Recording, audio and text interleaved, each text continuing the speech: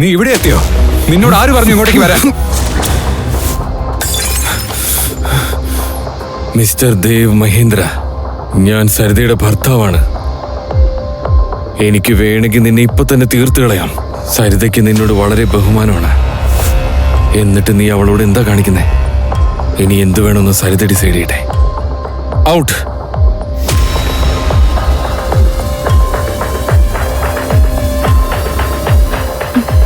എന്നെ കൂടെ കിടത്താനുള്ള ധൈര്യം നിനക്ക് എങ്ങനെ വന്നു? ഞാൻ എങ്ങനെ ഇവിടെ എത്തിയ? ഞാൻ എങ്ങനെ വന്നേന്ന്? സരിത, ഞാൻ പറയുന്നൊന്ന് കേൾക്ക്. ആ ദേവമഹേന്ദ്രൻ നിന്നോട് മോശമായിട്ട് പെരുമാറാൻ നോക്കി. അവിടെ നിന്നെ ഒറ്റക്കിട്ടിട്ട് തിരിച്ചു വരാൻ എനിക്ക് തോന്നിയില്ല. അതുകൊണ്ട് നിന്നെ കൊണ്ടുവന്നു. അതാ സംഭവിച്ചത്. എനിക്കിപ്പോ ഓർമ്മ വന്നു ഇന്നലെ എന്താ സംഭവിച്ചെന്ന്. ഇതിന്റെ ഇടയിൽ ഞാൻ വിട്ടുപോയ കാര്യങ്ങളുണ്ട്. എത്ര ഇമ്പോർട്ടന്റ് വർക്ക് ഉണ്ടെന്നറിയോ? പക്ഷേ മഹേന്ദ്രയെ എന്തെങ്കിലും ചെയ്തേ പറ്റൂ. അയാൾ ഇത്ര വൃത്തികെട്ടവനാണെന്ന് എനിക്ക് അറിയില്ലായിരുന്നു. Let me just. അങ്ങനെ സരിത തന്റെ ലാപ്ടോപ്പ് തുറന്നു നോക്കി. ഇമെയിൽ ചെക്ക് ചെയ്ത് നോക്കിയപ്പോൾ അവൾ ഒരു മെയിൽ അതിൽ കണ്ടു. അത് കണ്ട് സരിത ഞെട്ടിപ്പോയി. ഇതെങ്ങനെ സംഭവിക്കാനാ? എന്റെ ഡ്രീം പ്രൊജക്ട് അപ്രൂവ് ചെയ്യില്ലെന്നും പറഞ്ഞ് ഈ ഓഫീസർ മെയിൽ അയച്ചിരിക്കുന്നു. നമ്മുടെ കമ്പനിയുടെ ഏറ്റവും വലിയൊരു പ്രോജക്റ്റാണ് നീ കാരണം നഷ്ടമായത്. ശരിക്കും പറഞ്ഞാൽ നീ ഫാമിലി ബിസിനസ്സിന് ഒട്ടും യോഗ്യല്ല. ഈ ഗിൽ കൺസ്ട്രക്ഷന് ഇനി നിന്നെ ആവശ്യമില്ല. I hope that is clear. ഈ ഒരൊറ്റ മെയില് കാരണം എന്റെ ഈ ഡ്രീം പ്രൊജക്ട് വേറെ ആളുടെ കയ്യിലായി. മുത്തശ്ശൻ പറഞ്ഞു ഈ പ്രൊജക്ട് എന്റെ ഇന്ന് തിരിച്ചു മേടിക്കാന്ന്. ഇത് മാത്രമല്ല, എന്നെ കമ്പനിന്ന് പിരിച്ചുവിട്ടു. ഒരു പ്രോജക്റ്റ് കിട്ടിയില്ലെന്നുള്ള പേരില് എന്തിനാ വെറുതെ കമ്പനിന്ന് പുറത്താക്കുന്നേ? ഒരു അപ്രൂവൽ കിട്ടിയില്ലെന്ന് പറഞ്ഞ് നീ എന്ത് ചെയ്യാനാ?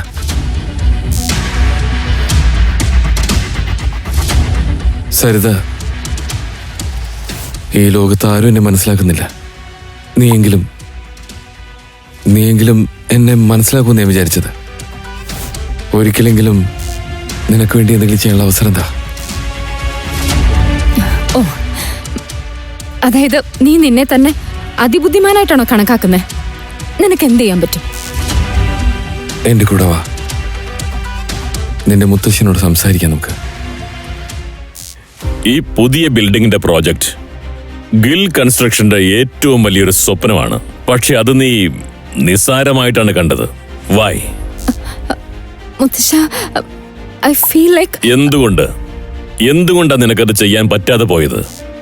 ഞാൻ ഈ പ്രോജക്റ്റ് നിന്റെ കസിൻ ശൗര്യക്ക് കൊടുക്കാൻ പോവുകയാണ്. ഇന്നു മുതൽ അവനായിരിക്കും ഈ പ്രോജക്റ്റ് ഹാൻഡിൽ ചെയ്യുക. മുത്തശ്ശ, പ്ലീസ്, ശൗര്യക്ക് ഈ പ്രൊജക്ട് കൊടുക്കുന്നതിന് മുമ്പ് എനിക്ക് ഒരു അവസരം കൂടെ തരാമോ? പ്ലീസ് മുത്തശ്ശ. പക്ഷേ ഈ അവസരം നീ ശരിക്കും ഉപയോഗിച്ചില്ലെങ്കിൽ പുറത്തു പോകേണ്ടി വരും. I hope I am clear on that. ശരി മുത്തശ്ശ, അബ്സല്യൂട്ട്ലി. പറയൂ സരിത മാഡം, എന്താ കാര്യം? ഗിൽ കൺസ്ട്രക്ഷൻസിന്റെ ആ ബിൽഡിംഗ് ഇല്ലേ, അതിന്റെ എല്ലാ ഡോക്യുമെന്റ്സും റെഡിയാണ്. മാത്രമല്ല എല്ലായിടത്തും റൂൾസും റെഗുലേഷൻസും ഒക്കെ കറക്റ്റാണ്. എന്നിട്ടും ഞങ്ങൾക്ക് അപ്രൂവൽ കിട്ടിയില്ല. അത് എന്തുകൊണ്ടാണെന്ന് അറിയാൻ വേണ്ടിയാണ് ഞാൻ ഇവിടെ വരെ വന്നത്. ഞാൻ പറഞ്ഞിട്ട് അങ്ങനെയൊക്കെ ചെയ്ത. കാമിനി, നീ എന്താ ഇവിടെ? ഞാൻ ഇവിടെയാ ജോലി ചെയ്യുന്നത്. നീ ഇപ്പൊ ഈ സംസാരിച്ചോണ്ടിരിക്കുന്ന സക്സേന ഉണ്ടല്ലോ, ഇതെന്റെ ഭർത്താവാ. നിനക്ക് ഞങ്ങളുടെ അപ്രൂവലിന്റെ ആവശ്യമുണ്ടെന്ന് എനിക്ക് മനസ്സിലായപ്പോ ഞാനാ ഇദ്ദേഹത്തോട് വേണ്ടാന്ന് പറഞ്ഞു. അദ്ദേഹം ഇന്ന് അത്ര വലിയ പൊസിഷനില്ല. അദ്ദേഹം വിചാരിച്ചാൽ നിനക്ക് ജോലി കിട്ടുകയും ചെയ്യും, നിന്റെ കയ്യിൽ നിന്ന് പോവുകയും ചെയ്യും. പക്ഷെ നീ ഭയങ്കര കാശുകാരല്ലേ സരിതേ? എന്നാ പോ, ആരെ കൊണ്ട് വേണമെങ്കിലും നിനക്ക് ഇഷ്ടമുള്ള പോലെ ചെയ്യിക്ക്. കാമിനി, ഞാൻ എന്തെങ്കിലും ചെയ്തിട്ടുണ്ടെങ്കിൽ അതെന്റെ തെറ്റാന്ന് സമ്മതിക്കുന്നു. ഞാൻ ഇപ്പൊ ഒരുപാട് മാറി. പ്ലീസ്, പറ്റുവാണെങ്കിൽ അതൊക്കെ ഒന്ന് മറക്ക്. എനിക്കതൊന്നും മറക്കാൻ പറ്റില്ല സരിതേ. അന്നെന്റെ കല്യാണം ഉറപ്പിച്ച ദിവസം ഞാൻ എന്റെ കൂട്ടുകാരോടൊക്കെ ആ കാര്യം സന്തോഷത്തോടെ പറയായിരുന്നു. അന്ന് നീ എന്റെ ഭർത്താവാവാൻ പോകുന്ന ആളെ കുറിച്ച് കേട്ട് എല്ലാവരുടെ മുമ്പ് വെച്ച് അദ്ദേഹത്തെ അപമാനിച്ചു. എന്നെ നിങ്ങൾ കുറെ കളിയാക്കി. നിങ്ങൾ എല്ലാവരും എന്നെ നോക്കി കളിയാക്കി ചിരിച്ചു. ഞാൻ അവിടുന്ന് കരഞ്ഞുകൊണ്ട് ഇറങ്ങിപ്പോന്നെ. കമ്പനി ഇതേ നോക്ക്, അതൊക്കെ എന്റെ അറിവില്ലായ്മയാണ്. അതില് എനിക്ക് നല്ല കുറ്റബോധമുണ്ട്. കുറ്റബോധം തോന്നിയോണ്ട് കാര്യമൊന്നും ഇല്ല സരിതേ. അന്നത്തെ പ്രതിഫലം നീ ഇന്ന് വാങ്ങേണ്ടി വരും. അപമാനത്തിന് പകരം അപമാനം തന്നെയാ കിട്ടുക. എന്നുവെച്ചാ ഇത് നിന്റെ ഭർത്താവല്ലേ? ഇയാൾ ഇതുവരെ എന്തു വലിയ കാര്യമാ ചെയ്തേ? ഇയാൾക്ക് എന്റെ ഭർത്താവിന്റെ നേരെ നിൽക്കാൻ പോലുള്ള യോഗ്യതയില്ല. അല്ല, ഞാൻ കേട്ടു ഇയാള് നിന്റെ വീട്ടിലാ താമസിക്കുന്നതെന്ന്.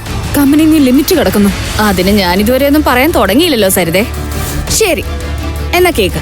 നിനക്ക് അപ്രൂവൽ വേണമെന്നുണ്ടെങ്കിൽ നിന്റെ ഭർത്താവിനോട് പറ, എന്റെ ഭർത്താവിന്റെ മുമ്പിൽ മുട്ടുകുത്തി അപ്രൂവലിന് വേണ്ടി യാചിക്കാനായിട്ട്. കമ്പനി നീ പുറത്തേക്കുള്ള വാതിൽ അവിടെയാ സരിതേ.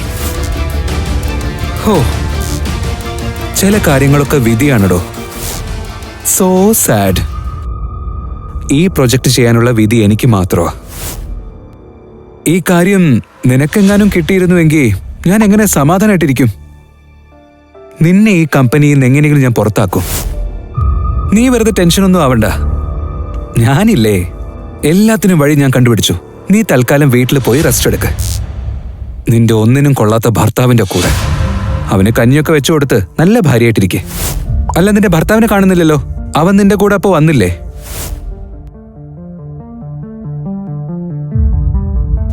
ആ കണ്ണാടിക്കുള്ളിൽ എന്താണ് സംഭവിക്കുന്നതെന്ന് പുറത്തുനിന്ന് വ്യക്തമായി കാണാമായിരുന്നു.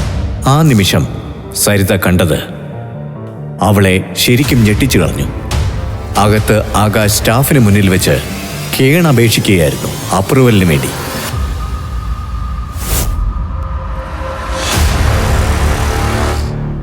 സത്യം പറഞ്ഞാ നിന്നെ ഒരുപാട് സ്നേഹിക്കുന്നുണ്ട് അയാള്. അയാൾ നിനക്ക് വേണ്ടി എന്തും ചെയ്യും. നിനക്ക് എവിടെ നിന്ന് കിട്ടി ഇങ്ങനെ ഒരാള്? അത് വിട്. കൺഗ്രാചുലേഷൻസ്, നിനക്ക് ഞങ്ങളുടെ അപ്രൂവൽ കിട്ടിയിട്ടുണ്ട്. പക്ഷെ ഇതെങ്ങനെ സംഭവിച്ചു? ഞാൻ നിങ്ങളുടെ ഹസ്ബൻഡിന് പൈസ കൊടുത്തതാ. ആ പൈസ നിനക്ക് തിരിച്ചു കിട്ടും. എനിക്ക് എന്റെ കണക്ക് തീർക്കുന്നതായിരുന്നു പ്രധാനം.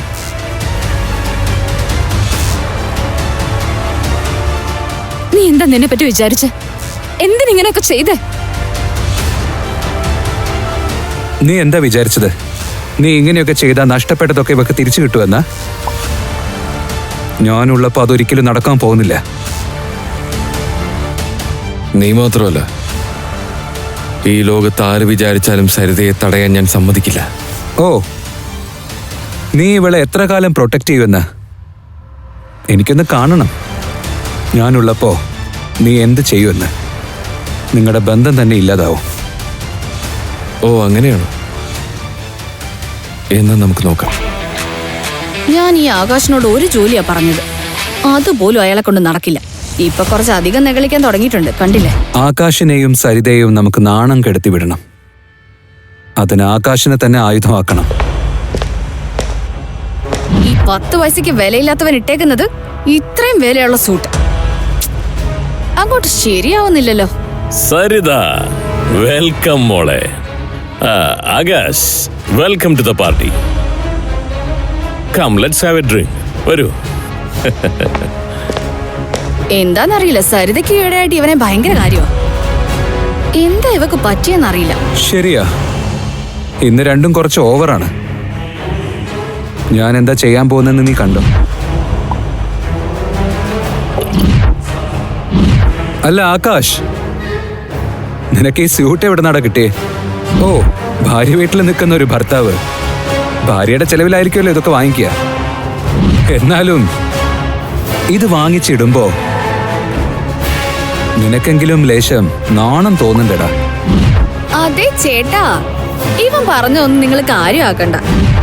ഒന്നുമില്ലേലും ചേട്ടൻ നമ്മുടെ വീട്ടിലല്ലേ സ്ഥിരതാമസം. അല്ലെങ്കിലും വലിഞ്ഞു കയറി നിൽക്കുന്നവർക്ക് നമ്മൾ വേണ്ടേ ചെലവിന് കൊടുക്കാൻ, അല്ലേ? പിന്നെ നിങ്ങൾ നിങ്ങളുടെ ഭാര്യയുടെ ചെലവിൽ അടിച്ചു പൊളിച്ച് കഴിയുന്നതിൽ ഇത്ര തെറ്റെന്താ? അയ്യോ, സോറി. ഇതാ നോക്ക് സന്ധ്യ, നിനക്ക് തോന്നുന്നുണ്ടോ സരിതയ്ക്ക് ഇവനെ ശരിക്കും ഇഷ്ടമാണെന്ന്? നിനക്ക് അങ്ങനെ എന്താ തോന്നുന്നില്ലേ? നീ അങ്ങോട്ട് നോക്കിയേ, ഭർത്താവിനെ വിട്ടിട്ട് അവൾ എന്താ ചെയ്യുന്നെന്ന്. ആ, അത് ശരിയാ.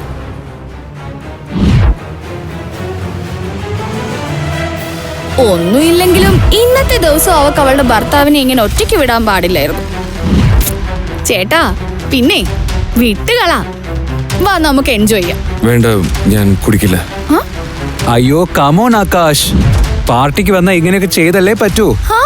നീ ഇത് കുടിക്കില്ല. കുടിക്കടോ, കുടിക്ക്. Yes, that's like A good boy. ഏയ് ചേട്ടാ, ഞാൻ തന്നാ കുടിക്കില്ലേ? ഇങ്ങനെയൊക്കെ ചെയ്യാവോ? ദേ ദേ കുടിച്ചേ കുടിച്ചേ കുടിച്ചേ. ആ വേഗം വേഗം വേഗം വേഗം വേഗം. ആ കുടിച്ചോ കുടിച്ചോ കുടിച്ചോ. ആ അങ്ങനെ തന്നെ ചേട്ടാ.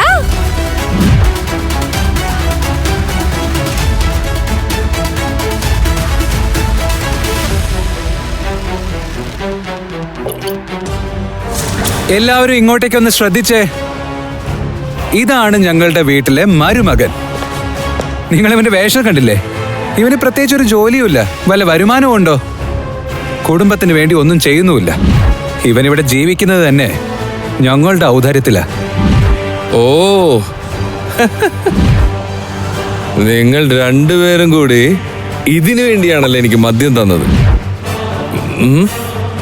നീ എന്റെ മനസ്സിലുള്ളത് കേൾക്കാൻ ആഗ്രഹിച്ചിരിക്കുകയല്ലേ? എന്നാ കേട്ടോ. നീയുണ്ടല്ലോ നല്ല ഒന്നാന്തരം കള്ളനും ഒരു കഴിവുമില്ലാത്തവനാ. ഗിൽ കൺസ്ട്രക്ഷൻസ് സ്വന്തമായിട്ടുള്ളത് കൊണ്ട് മാത്രമാ നീ ജീവിക്കുന്നേ. നീ സരിതയെ തോൽപ്പിക്കാൻ പിന്നിൽ നിന്ന് കളിക്കുകയല്ലേ? നീ ഒരു നിലപാടില്ലാത്തവനല്ലേ? നീ എന്ത് തോന്നിവാസോടെ പറയുന്നേ? നിർത്ത്, മതി, വായടക്ക്. ഞാൻ ഇനിയും പറഞ്ഞു കഴിഞ്ഞില്ല. ഈ ബിസിനസ് നിന്റേതാക്കി എടുക്കാനായിട്ട് ഓരോ കരുക്കളായിട്ട് നീക്കുകയാണ്. നീ നിന്റെ അച്ഛൻ നീരജ് ഗില്ലിനോടൊപ്പം ചേർന്ന് മുത്തശ്ശനോട് ഓരോന്ന് പറഞ്ഞ് എല്ലാം കൈക്കലാക്കി സരിതയെ പുറത്താക്കാനല്ലേ നോക്കുന്നേ? Akash, stop it. നീ എന്താ ഇവിടെ കാണിച്ചുകൊണ്ടിരിക്കുന്നത്? മുത്തശ്ശ മുത്തശ്ശ മുത്തശ്ശ മുത്തശ്ശ, നിങ്ങൾ എന്താ ചെയ്യണേന്ന് എനിക്ക് നന്നായിട്ട് അറിയാം. വെറുതെ കാണിക്കാൻ വേണ്ടി നിങ്ങൾ സരിതയ്ക്ക് അവസരങ്ങൾ കൊടുക്കുന്നു. പക്ഷെ നിങ്ങളുടെ ഉള്ളിന്റെ ഉള്ളിൽ ശൗര്യം മാത്രമാ ഉള്ളേ. ഒരു വെടിക്ക് രണ്ട് പക്ഷി. ശൗര്യ കമ്പനിയിലും കയറ്റാം, സരിതയെ പറഞ്ഞ് വിടുകയും ചെയ്യാം. You are disgusting. ആകാശ്, നിന്റെ നില മറക്കരുത്. ഇത് ഞങ്ങളുടെ മുത്തശ്ശനാ. നിന്നേക്കാൾ പ്രായം കൊണ്ടും പദവി കൊണ്ടും സ്ഥാനം കൊണ്ടും മേളില. സന്ധ്യേ, എന്റെ സന്ധ്യേ, നിന്നെ കുറിച്ച് പറഞ്ഞില്ലല്ലോ. എനിക്ക് നന്നായിട്ട് അറിയാം സരിതയെ തോപ്പിക്കാൻ വേണ്ടി നീയും ശൗര്യയും പ്ലാൻ ചെയ്യുന്നുണ്ടെന്ന്. കാരണം നീ ശൗര്യയുടെ അമ്മാവന്റെ മകളല്ലേ. എന്തൊക്കെ പറഞ്ഞാലും നിങ്ങള് രണ്ടുപേരും ഒരുപോലെ തന്നെയാ ചിന്തിക്കുന്നേ. സരിതയെ തോൽപ്പിക്കാനുള്ള കാര്യം വരുമ്പോ പ്രത്യേകിച്ച് നിങ്ങൾ രണ്ടുപേരും ഒറ്റക്കെട്ട. എനിക്കറിയാം നിങ്ങൾ എനിക്ക് മദ്യം തന്നത് ഞാൻ സരിതയെ കുറിച്ച് മോശമായിട്ട് പറയാനാ അല്ലേ? പക്ഷെ നിങ്ങളുടെ പ്ലാൻസ് ഒക്കെ തെറ്റിപ്പോയി. ഞാൻ സരിതയുടെ ഒപ്പം തന്നെയാ. ഞാൻ ഉള്ളിടത്തോളം കാലം സരിതയെ ആർക്കും ഒരു ചൂക്കും ചെയ്യാൻ സാധിക്കില്ല. മനസ്സിലായോ? ശൗര്യ, സരിത നിങ്ങൾ എല്ലാവരെക്കാളും നല്ല കഴിവുള്ളവളാണ്. നിങ്ങൾ എന്തൊക്കെ പ്ലാൻ ചെയ്താലും, നിങ്ങൾ എന്തൊക്കെ ചതി ചെയ്താലും അവസാന വിജയം അവളുടെ ഒപ്പമായിരിക്കും. നീ നിന്റെ വായൊന്ന് അടച്ചു വെക്കുന്നുണ്ടോ? ഇപ്പൊ തന്നെ നീ എന്തൊക്കെ തോന്നിവാസാടെ പറഞ്ഞ് ഇറങ്ങി പോടാ ഇവിടുന്ന്. ഇന്ന് നിങ്ങൾ രണ്ടുപേരും ചെയ്തത് വളരെ നാണം കെട്ട പരിപാടിയാണ്. ഒരാളെ ഇൻസൾട്ട് ചെയ്യാൻ വേണ്ടി ഇത്രയ്ക്ക് തരം താഴ്ന്നു പോകുന്ന എനിക്ക് അറിയില്ലായിരുന്നു. ഇനി മുതല് ആകാശിനെ കുറിച്ച് എന്തെങ്കിലും പറയണമെന്നുണ്ടെങ്കിൽ ഒരു കാര്യം ഓർത്തു വെച്ചോ, ഇദ്ദേഹം എന്റെ ഭർത്താവാണ്. ഇനി നിങ്ങൾ എന്തൊക്കെ ചെയ്തെന്ന് പറഞ്ഞാലും ഈ ഒരു ബന്ധം അകലാൻ പോകുന്നില്ല. അതുകൊണ്ട് ഇനി മുതല് ആകാശിനെതിരായി എന്തെങ്കിലും ചെയ്തു എന്ന് ഞാൻ അറിഞ്ഞ ഞാൻ ആരും വെറുതെ വിടില്ല. വാ പോ. ഇവിടെ എന്താ നടക്കുന്നേ? കള്ളു കുടിച്ചവൻ പറയുന്നത് നമ്മൾ ശ്രദ്ധിക്കേണ്ട ആവശ്യമില്ല. പക്ഷെ ആ സരിതയോ, അവൾ എങ്ങനെ അവന്റെ കൂടെ ജീവിക്കുന്നേ? അതിന് നമ്മളിപ്പോ എന്താ ചെയ്യാ? സരിതയുടെ അച്ഛൻ ഈ ഒന്നിനും കൊള്ളാത്തവനെ പിടിച്ച് നമ്മുടെ തലയെ വെച്ചത്. ചെയ്യാൻ പറ്റും. നമുക്ക് ഒരുപാട് കാര്യങ്ങൾ ചെയ്യാൻ പറ്റും. അതിനാദ്യം വേണ്ടത് അവരെ രണ്ടുപേരെയും തമ്മിൽ പിരിക്കുക എന്നുള്ളതാ. അതെങ്ങനെയാ?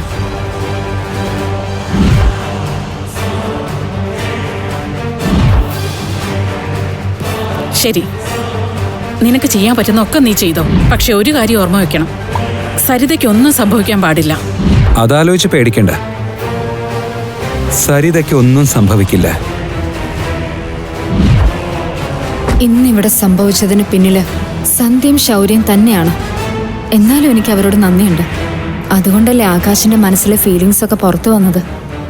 ഇനി എനിക്ക് ധൈര്യമുണ്ട്. എന്തൊക്കെ സംഭവിച്ചാലും ആകാശ് എന്റെ കൂടെ തന്നെ ഉണ്ടാവുന്നു.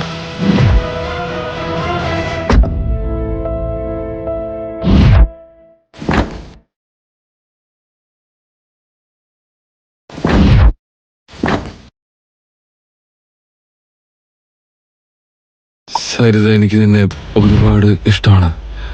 സോറി, അവിടെ വെച്ച് അങ്ങനെ പെരുമാറിയതില് നിന്നോട് ഞാൻ മാപ്പി ചോദിക്കാം. സരിത, നിനക്ക് വേണ്ടി ഞാൻ എന്തും ചെയ്യാൻ തയ്യാറാ. നിനക്ക് വിഷമം വരുന്ന കാര്യങ്ങളൊന്നും ഞാൻ ചെയ്യില്ല. എന്നും നിന്റെ കൂടെ തന്നെ ഞാൻ കാണും. നിന്നെ ഒരിക്കലും ഞാൻ ഒറ്റയ്ക്ക് വിടില്ല.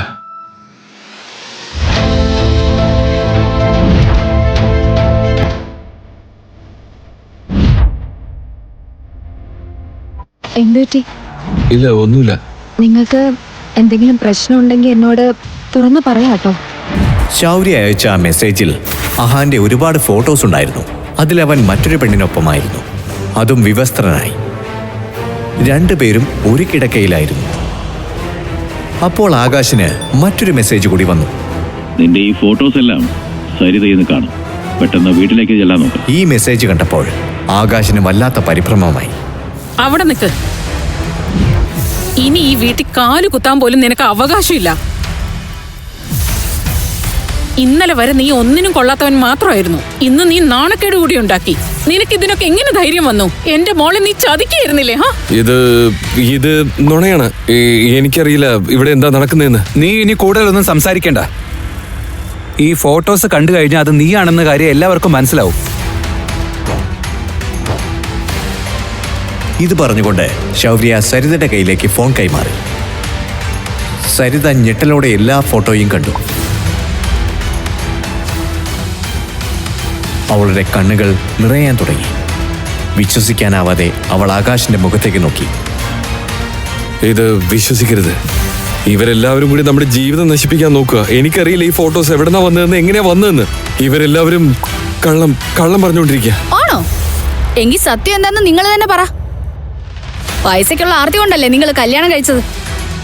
പക്ഷെ പണത്തോടുള്ള നിങ്ങളുടെ ആർത്തി ഇതുവരെ തീർന്നിട്ടില്ല. നിങ്ങള് എന്ത് ബന്ധത്തിന്റെ കാര്യമാ പറഞ്ഞേ? അതിന് അങ്ങനെ ഒരു ബന്ധം ഇതുവരെ ഇല്ലല്ലോ. സരിത നിറകണ്ണുകളോടെ എല്ലാവരുടെയും മുഖത്തേക്ക് നോക്കി. സരിത, നിന്റെ മുമ്പിലുള്ളത് ഡിവോഴ്സ് പേപ്പറാണ്. മിണ്ടാതെ സൈൻ ചെയ്തോ. ഈ മനുഷ്യന്റെ കൂടെ ഇനി ഒരു മിനിറ്റ് കൂടി നീ ജീവിക്കരുത്. ഒരിക്കൽ കൂടി സരിത ആകാശിന്റെ മുഖത്തേക്ക് നോക്കി. അവളുടെ കണ്ണുകളിൽ കണ്ണുനീർ കണ്ട് ആകാശിന്റെ ഹൃദയം തകർന്നു. സരിത ഉറച്ച കാൽവയ്പുകളോടെ ആ ടേബിളിനടുത്തേക്ക് നടന്നു. അവിടെ ഡിവോഴ്സ് പേപ്പറുകൾ ഉണ്ടായിരുന്നു. ഇത് കണ്ട് ആകാശിന്റെ നെഞ്ചിടിപ്പ് കൂടി.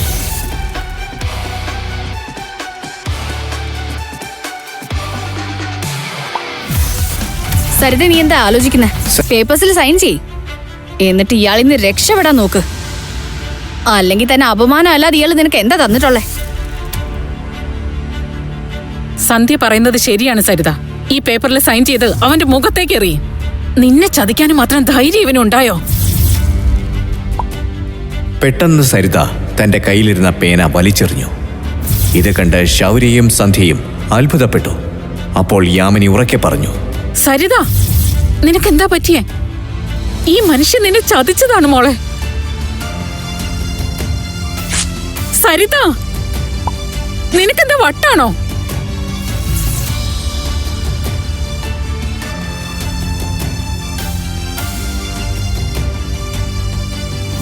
ആദ്യം അമ്മ, എനിക്ക് വട്ടാണ്. ഞാനും ആകാശം തമ്മിലുള്ള ബന്ധം അകറ്റാൻ വേണ്ടി നിങ്ങളൊക്കെ ഇത്രയ്ക്കും ചെയ്യുന്ന എനിക്ക് വിശ്വസിക്കാൻ പറ്റുന്നില്ല. മാത്രമല്ല, അമ്മ ഇവര് പറയുന്നത് കണ്ണടച്ച് വിശ്വസിക്കുവാണോ?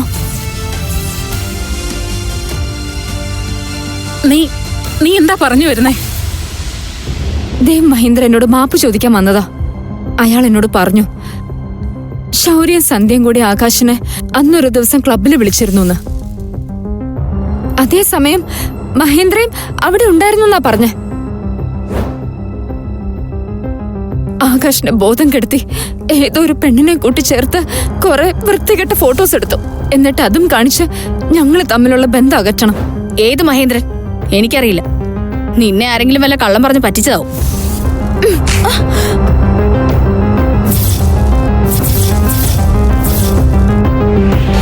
മഹേന്ദ്ര എന്റെ അടുത്ത് വന്നത് ഫുൾ CCTV ഫുട്ടേജുമായിട്ടാണ്.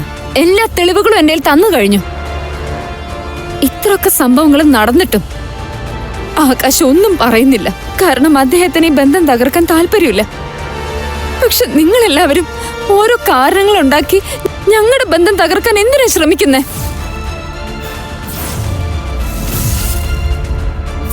ഈ ഒരൊറ്റ കാരണം കൊണ്ട് ഞാൻ നിങ്ങളെ രണ്ടുപേരെ ഇവിടുന്ന് അടിച്ചിറക്കാൻ പോവാ. അത് വേണ്ടെന്നുണ്ടായിരുന്നില്ലേ? കുറച്ചെങ്കിലും എന്നെ ഒന്ന് വിശ്വസിച്ചുവിടായിരുന്നോ?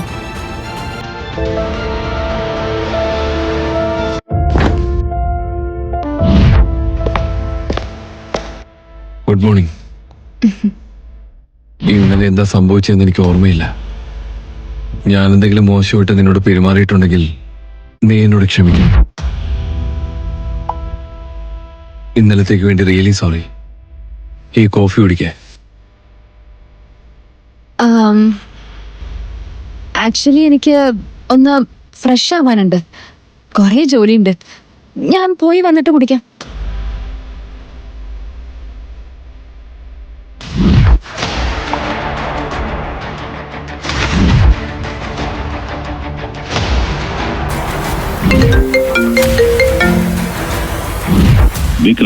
വിക്രം സംസാരിക്കുന്നത്. ഇപ്പൊ എന്തിനാ വിളിച്ചേ? നിങ്ങളുടെ ലൈഫിനെ കുറിച്ച് നിങ്ങൾ എന്താണ് തീരുമാനിച്ചിരിക്കുന്നത്? ഞാൻ എത്ര പ്രാവശ്യം പറയണോ എന്റെ പുറകെ വരരുതെന്ന്? എന്നെ ഇടയ്ക്കിടയ്ക്ക് ഇങ്ങനെ വിളിക്കല്ലേ. ഞാൻ യഥാർത്ഥത്തിൽ ആരാണെന്ന് മറ്റാരും അറിയാൻ ഞാൻ ആഗ്രഹിക്കുന്നില്ല. അതെന്നും രഹസ്യമായി തന്നെ ഇരിക്കണം.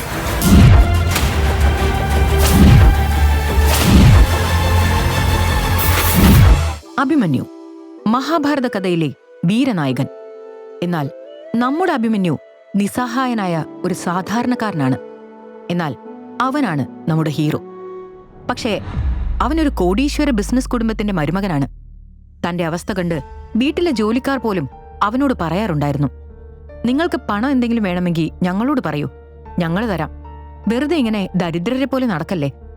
ഒരു സമ്പന്ന കുടുംബത്തിലെ മരുമകനായതുകൊണ്ട് അഭിമന്യു വില കൂടിയ കാറുകൾ ഓടിച്ചിട്ടുണ്ട്. വിലയേറിയ വലിയ ക്ലബ്ബുകളിൽ പോയിട്ടുണ്ട്. വലിയ ഹോട്ടലുകളിൽ കയറി ഭക്ഷണം കഴിച്ചിട്ടുണ്ട്. പക്ഷേ എല്ലാം മറ്റുള്ളവരുടെ ഔദാര്യമായിരുന്നു. ആ വീട്ടിലുള്ളവരുടെ ഡ്രൈവറായും ജോലിക്കാരനായും എല്ലാമാണ് അവൻ പലയിടത്തും പോയത്. അപമാനം എന്നത് അവന്റെ ജീവിതത്തിൽ സാധാരണമായിരുന്നു. പലയിടത്തു നിന്നും അവൻ അവഹേളിക്കപ്പെട്ടിട്ടുണ്ട്. ചില ദിവസങ്ങളിൽ വലിയ ഹോട്ടലുകളിൽ ഓരോരുത്തർ അവരുടെ ഭാര്യമാരെ കൊണ്ടുവരുമ്പോൾ അഭി ആലോചിക്കും, ഒരു ദിവസം എന്റെ സമയവും വരും. അന്ന് ഞാൻ എന്റെ സ്വന്തം കാറിൽ എന്റെ പല്ലവിയെയും കൊണ്ട് ഇതുപോലുള്ള ഹോട്ടലിൽ വരും. എന്നിട്ട് അവൾക്ക് ഇഷ്ടമുള്ളതെല്ലാം വാങ്ങിച്ചു കൊടുക്കും. അതും ആലോചിച്ച് അവൻ ഉറക്കത്തിൽ ചിരിക്കാൻ തുടങ്ങി.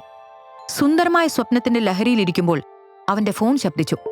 അഭി ഞെട്ടി എഴുന്നേറ്റു. അവൻ കണ്ണു തിരുമ്മി മൊബൈൽ സ്ക്രീനിലേക്ക് നോക്കി. ആ നമ്പർ കണ്ടപ്പോൾ തന്നെ അവൻ കണ്ട സ്വപ്നത്തിന്റെ മൂടെല്ലാം പോയി. അത് അവന്റെ ഭാര്യ പല്ലവിയുടെ കസിൻ രമ്യയായിരുന്നു.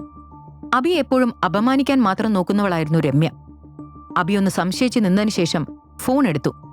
അപ്പോൾ അപ്പുറത്തു നിന്നും കളിയാക്കുന്ന തരത്തിലൊരു ശബ്ദം കേട്ടു. എന്താണളിയ, ഫുൾ ടൈം ഉറക്കം തന്നെയാണോ? അഭി മെല്ലെ പറഞ്ഞു. അത് ഒന്നുമില്ല, ഞാൻ. അപ്പോൾ രമ്യ ഇടയ്ക്ക് കയറി പറഞ്ഞു, അതൊക്കെ എന്തെങ്കിലും ആവട്ടെ, എനിക്ക് വേണ്ടി ഒരു കാര്യം ചെയ്യണം. എന്റെ ഒരു നെക്ലസ് അവിടെ SS ജ്വല്ലറിയിലുണ്ട്. അവിടുന്ന് എന്നെ വിളിച്ചിരുന്നു. ഇപ്പൊ തന്നെ അവിടെ പോയി അത് കളക്ട് ചെയ്യണം. എന്നിട്ട് അതും കൊണ്ട് ഇങ്ങോട്ട് വരണം. വേഗം വരണം. അത് കേട്ട് അഭിമന്യു മടിച്ചുകൊണ്ട് പറഞ്ഞു, രമ്യ, എനിക്കിപ്പോ ബാങ്കിൽ പോണം. രമ്യ ചിരിച്ചുകൊണ്ട് പറഞ്ഞു, എന്റെ പൊന്നളിയ, എന്തിനാണ് വെറുതെ തിരക്കുണ്ടെന്ന് എന്റെ മുന്നിൽ കാണിക്കുന്നത്? വെറുതെ ഒഴിവ് കഴിവുകൾ പറയാതെ ഞാൻ പറഞ്ഞ കാര്യം ചെയ്യേ. 1 മണിക്കൂറിനുള്ളിൽ എനിക്ക് ആ മാല ഇവിടെ കിട്ടണം. അതുകൊണ്ട് മുങ്ങിക്കളയരുതിട്ടോ, നല്ല വിലയുള്ളതാ. അപ്പോൾ അഭി അല്പം ദേഷ്യത്തോടെ പറഞ്ഞു, നോക്കു രമ്യ, ഞാൻ ഇന്നവരെ ജീവിതത്തിൽ ഒരു സാധനവും മോഷ്ടിച്ചിട്ടില്ല. പിന്നെ എന്റെ കാര്യത്തിൽ ഇത്ര സംശയം ഉണ്ടെങ്കിൽ മാല വാങ്ങിക്കൊണ്ടുവരാൻ വേറെ ആരെങ്കിലും ഏൽപ്പിച്ചാ പോരെ? അപ്പൊ രമ്യ വീണ്ടും പരിഹാസത്തോടെ പറഞ്ഞു, ഈ കുടുംബത്തിൽ നിനക്ക് ആരോടും തർക്കിക്കാൻ പോലും അനുവാദമില്ലെന്ന് ഇപ്പോഴും മനസ്സിലായിട്ടില്ലേ? തൽക്കാലം ഞാൻ പറഞ്ഞ കാര്യം ചെയ്യും. പിന്നെ ഞാൻ പറഞ്ഞത് മറക്കണ്ട, അത് കൃത്യമായി ഇവിടെ തന്നെ എത്തിക്കണം. Okay, bye. അതും പറഞ്ഞ് രമ്യ ഫോൺ കട്ട് ചെയ്തു. അബി വെറുപ്പോടെ ഫോണിലേക്ക് നോക്കി. ശേഷം അവൻ ഫ്രഷ് ആവാൻ വേണ്ടി ബാത്റൂമിലേക്ക് പോയി. എന്നിട്ട് വേഗം റെഡിയായി പുറത്തേക്കിറങ്ങി. അവൻ മുൻപിലേക്ക് നോക്കിയപ്പോൾ അവന്റെ അമ്മായിമ്മ മാലിനി അവിടെ തന്റെ ചില സുഹൃത്തുക്കളുടെ കൂടെ ഒരു പാർട്ടി നടത്തുന്നത് കണ്ടു. അപ്പോൾ മാലിനിയുടെ കൂട്ടുകാരിലൊരാൾ അവരുടെ ചെരുപ്പിലേക്ക് നോക്കിക്കൊണ്ട് പറഞ്ഞു, നോക്കു മാലിനി, ഇന്നിതാ നിന്റെ അടുത്തേക്ക് വരുമ്പോ എന്റെ ഈ ചെരുപ്പിന്റെ സ്ട്രാപ്പ് പൊട്ടി. ഇനി ഞാൻ എങ്ങനെ ഇതിട്ട് വീട്ടിലേക്ക് മടങ്ങും? അപ്പൊ മാലിനി ചിരിച്ചുകൊണ്ട് പറഞ്ഞു, ഇതിനൊക്കെ എന്തിനാണ് ഇത്ര ടെൻഷൻ അടിക്കുന്നത്? നീ ആദ്യം പാർട്ടി എൻജോയ് ചെയ്യേ. ഞാനൊരു വേലക്കാരനെ വിളിച്ച് ഇത് ശരിയാക്കിക്കാം. അയ്യോ, അതൊന്നും പറ്റില്ല. എന്റെ ചെരുപ്പ് വളരെ വിലയേറിയതാണ്. വേലക്കാരന്മാരെ ഒന്നും ഇതിന് വിശ്വസിക്കാൻ പറ്റില്ല. പക്ഷേ എനിക്ക് വീട്ടിൽ പോവാൻ ഇനി എന്തു ചെയ്യും? അവരുടെ സംസാരം കേട്ട് മാലിനി ചിരിയോടെ പറഞ്ഞു, ഏയ്, ഞാൻ ഉദ്ദേശിച്ചത് വേലക്കാരനെയല്ല. വേലക്കാരനേക്കാൾ കുറച്ചുകൂടി മുകളിലാണ്. അവൻ ഈ ജോലിയൊക്കെ നന്നായി ചെയ്യും. ഞാൻ അവനെ വിളിക്കാം. മാലിനിയുടെ കണ്ണുകൾ അപ്പോൾ പുറത്തേക്ക് റെഡിയായി ഇറങ്ങി വരുന്ന അഭിമന്യുവിലായിരുന്നു. അവരബിയെ വിളിച്ചു. അബി, ഇങ്ങ് വാ, ഇവരുടെ ചെരുപ്പിന്റെ സ്ട്രാപ്പ് പൊട്ടി. നീ ഇതൊന്ന് ശരിയാക്കി കൊടുത്തേ. അപ്പൊ മാലിനിയുടെ കൂട്ടുകാരി പറഞ്ഞു, മാലിനി, മരുമകനാണോ ഈ പണിയെല്ലാം ചെയ്യുന്നത്? മാലിനി അബിയുടെ മുന്നിൽ വെച്ച് തന്നെ അവരോട് പറഞ്ഞു, അതൊന്നും ഓർത്ത് നീ ടെൻഷൻ അടിക്കണ്ട. ഇവൻ ഇത്തരം കാര്യങ്ങളെല്ലാം ചെയ്ത് നല്ല പരിചയമാണ്. ഇനി ആർക്കെങ്കിലും ഇതുപോലെ എന്തെങ്കിലും ജോലി ഉണ്ടെങ്കിൽ പറഞ്ഞാ മതി. മാലിനിയുടെ പരിഹാസത്തോടെയുള്ള വാക്കുകൾ അബിയുടെ ഹൃദയത്തിൽ തട്ടി. എന്നാൽ അവന് ഇതെല്ലാം കേട്ട് നല്ല ശീലമായിരുന്നു. സത്യത്തിൽ ഇന്ന് അബിയുടെ പിറന്നാളായിരുന്നു. പക്ഷേ അവനല്ലാതെ ആർക്കും അത് ഓർമ്മയില്ലായിരുന്നു. അവനതിൽ യാതൊരു പരിഭവമില്ല.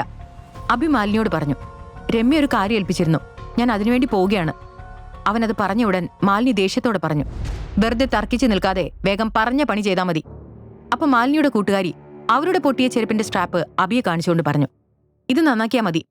അതും പറഞ്ഞ് അവർ തന്റെ ചെരുപ്പൂരി അബിയുടെ കൈകളിൽ വെച്ചു കൊടുത്തു. അബി തലകുനിച്ച് ആ ചെരുപ്പിലേക്ക് നോക്കി. ആഗ്രഹമില്ലെങ്കിൽ പോലും ഇതെല്ലാം താൻ ചെയ്യേണ്ടി വരുന്നു എന്ന് അബി ചിന്തിച്ചു. മാലിനിയുടെ കൂട്ടുകാരെല്ലാം അവനെ പരിഹാസത്തോടെ നോക്കി ചിരിക്കാൻ തുടങ്ങി.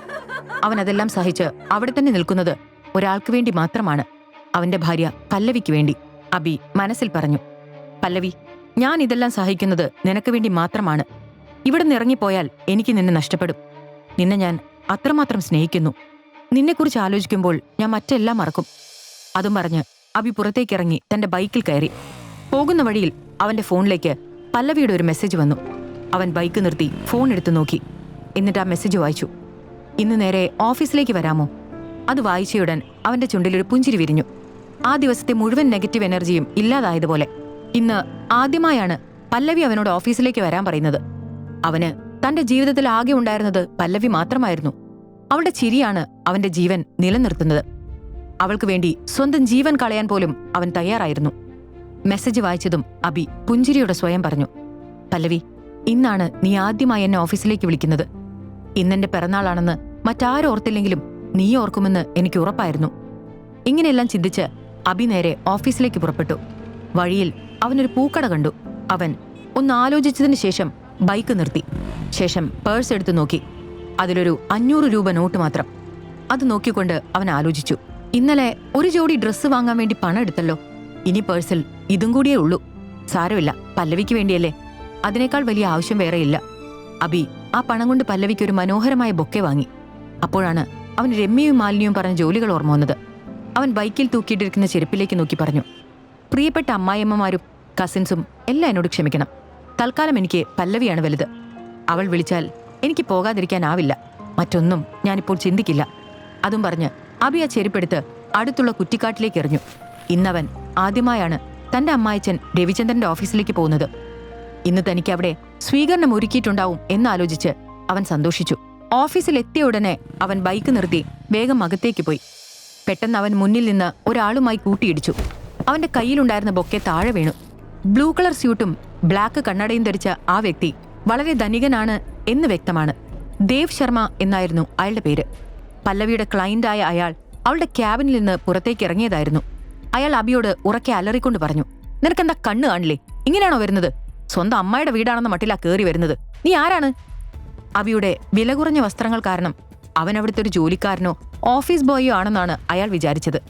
ദേവ് ശർമ്മ താഴെ കിടന്നിരുന്ന ബൊക്കയിലേക്ക് ഒന്ന് നോക്കി. എന്നിട്ട് അത് തന്റെ കാൽക്കീഴിൽ ചവിട്ടിയരച്ച് പുറത്തേക്ക് പോയി. അബി സങ്കടത്തോടെ തലകുനിച്ച് അതിലേക്ക് തന്നെ നോക്കിക്കൊണ്ട് നിന്നു. അതേസമയം പല്ലവി തന്റെ ക്യാബിനിലെ ഗ്ലാസിനുള്ളിലൂടെ ഈ രംഗം കാണുന്നുണ്ടായിരുന്നു. അവളുടെ കണ്ണുകൾ നിറഞ്ഞു. അഭി പെട്ടെന്ന് പല്ലവിയെക്കുറിച്ച് ആലോചിച്ചപ്പോൾ അപമാനമെല്ലാം ഒരു നിമിഷം മറന്നു. അവൻ സ്വയം പറഞ്ഞു, നിനക്കെന്നെ എത്ര ഇഷ്ടമാണെന്ന് എനിക്കറിയാം. അതുകൊണ്ടല്ലേ എന്നോട് ഇങ്ങോട്ട് വരാൻ പറഞ്ഞത്. ഞാനിതാ നിന്റെ അടുത്ത് എത്തിക്കഴിഞ്ഞു. അഭി പല്ലവിയുടെ ക്യാബിനിലേക്ക് കയറി. അവൾ പെട്ടെന്ന് പുറത്തേക്കുള്ള കർട്ടൻ വലിച്ചു താഴ്ത്തി. പക്ഷെ അവളുടെ കണ്ണുനീർ അഭി കണ്ടിരുന്നു. അവൻ പല്ലവിയുടെ അടുത്തേക്ക് നീങ്ങി നിന്നു. അവളുടെ കണ്ണുകൾ തുടച്ചുകൊണ്ട് പറഞ്ഞു, എന്താ നിനക്ക് പറ്റിയേ? ഇതൊക്കെ പോട്ടെ, എന്നെക്കുറിച്ചോർത്ത് നീ ഇത്ര ടെൻഷൻ അടിക്കണ്ട. എനിക്കിതൊക്കെ ശീലമായിപ്പോയി. അപ്പോൾ പല്ലവി ഉറക്കെ അവനോട് പറഞ്ഞു, ഇത്രയൊക്കെ അപമാനിക്കപ്പെട്ടിട്ടും എന്തുകൊണ്ടാണ് നീ എന്റെ ജീവിതത്തിൽ നിന്ന് പോവാത്തത്? ദയവ് ചെയ്ത് ഇവിടുന്ന് പൊക്കോളൂ. പല്ലവിയുടെ വാക്കുകൾ കേട്ട അബിയിൽ ഒരു ഞെട്ടലുണ്ടായി. അവൻ അവളെ തന്നെ നോക്കിക്കൊണ്ട് നിന്നു. അപ്പോൾ പല്ലവി തുടർന്നു, നീ എന്റെ ഭർത്താവല്ല, എന്റെ പാപങ്ങൾക്കുള്ള ശിക്ഷയാണ് നീ.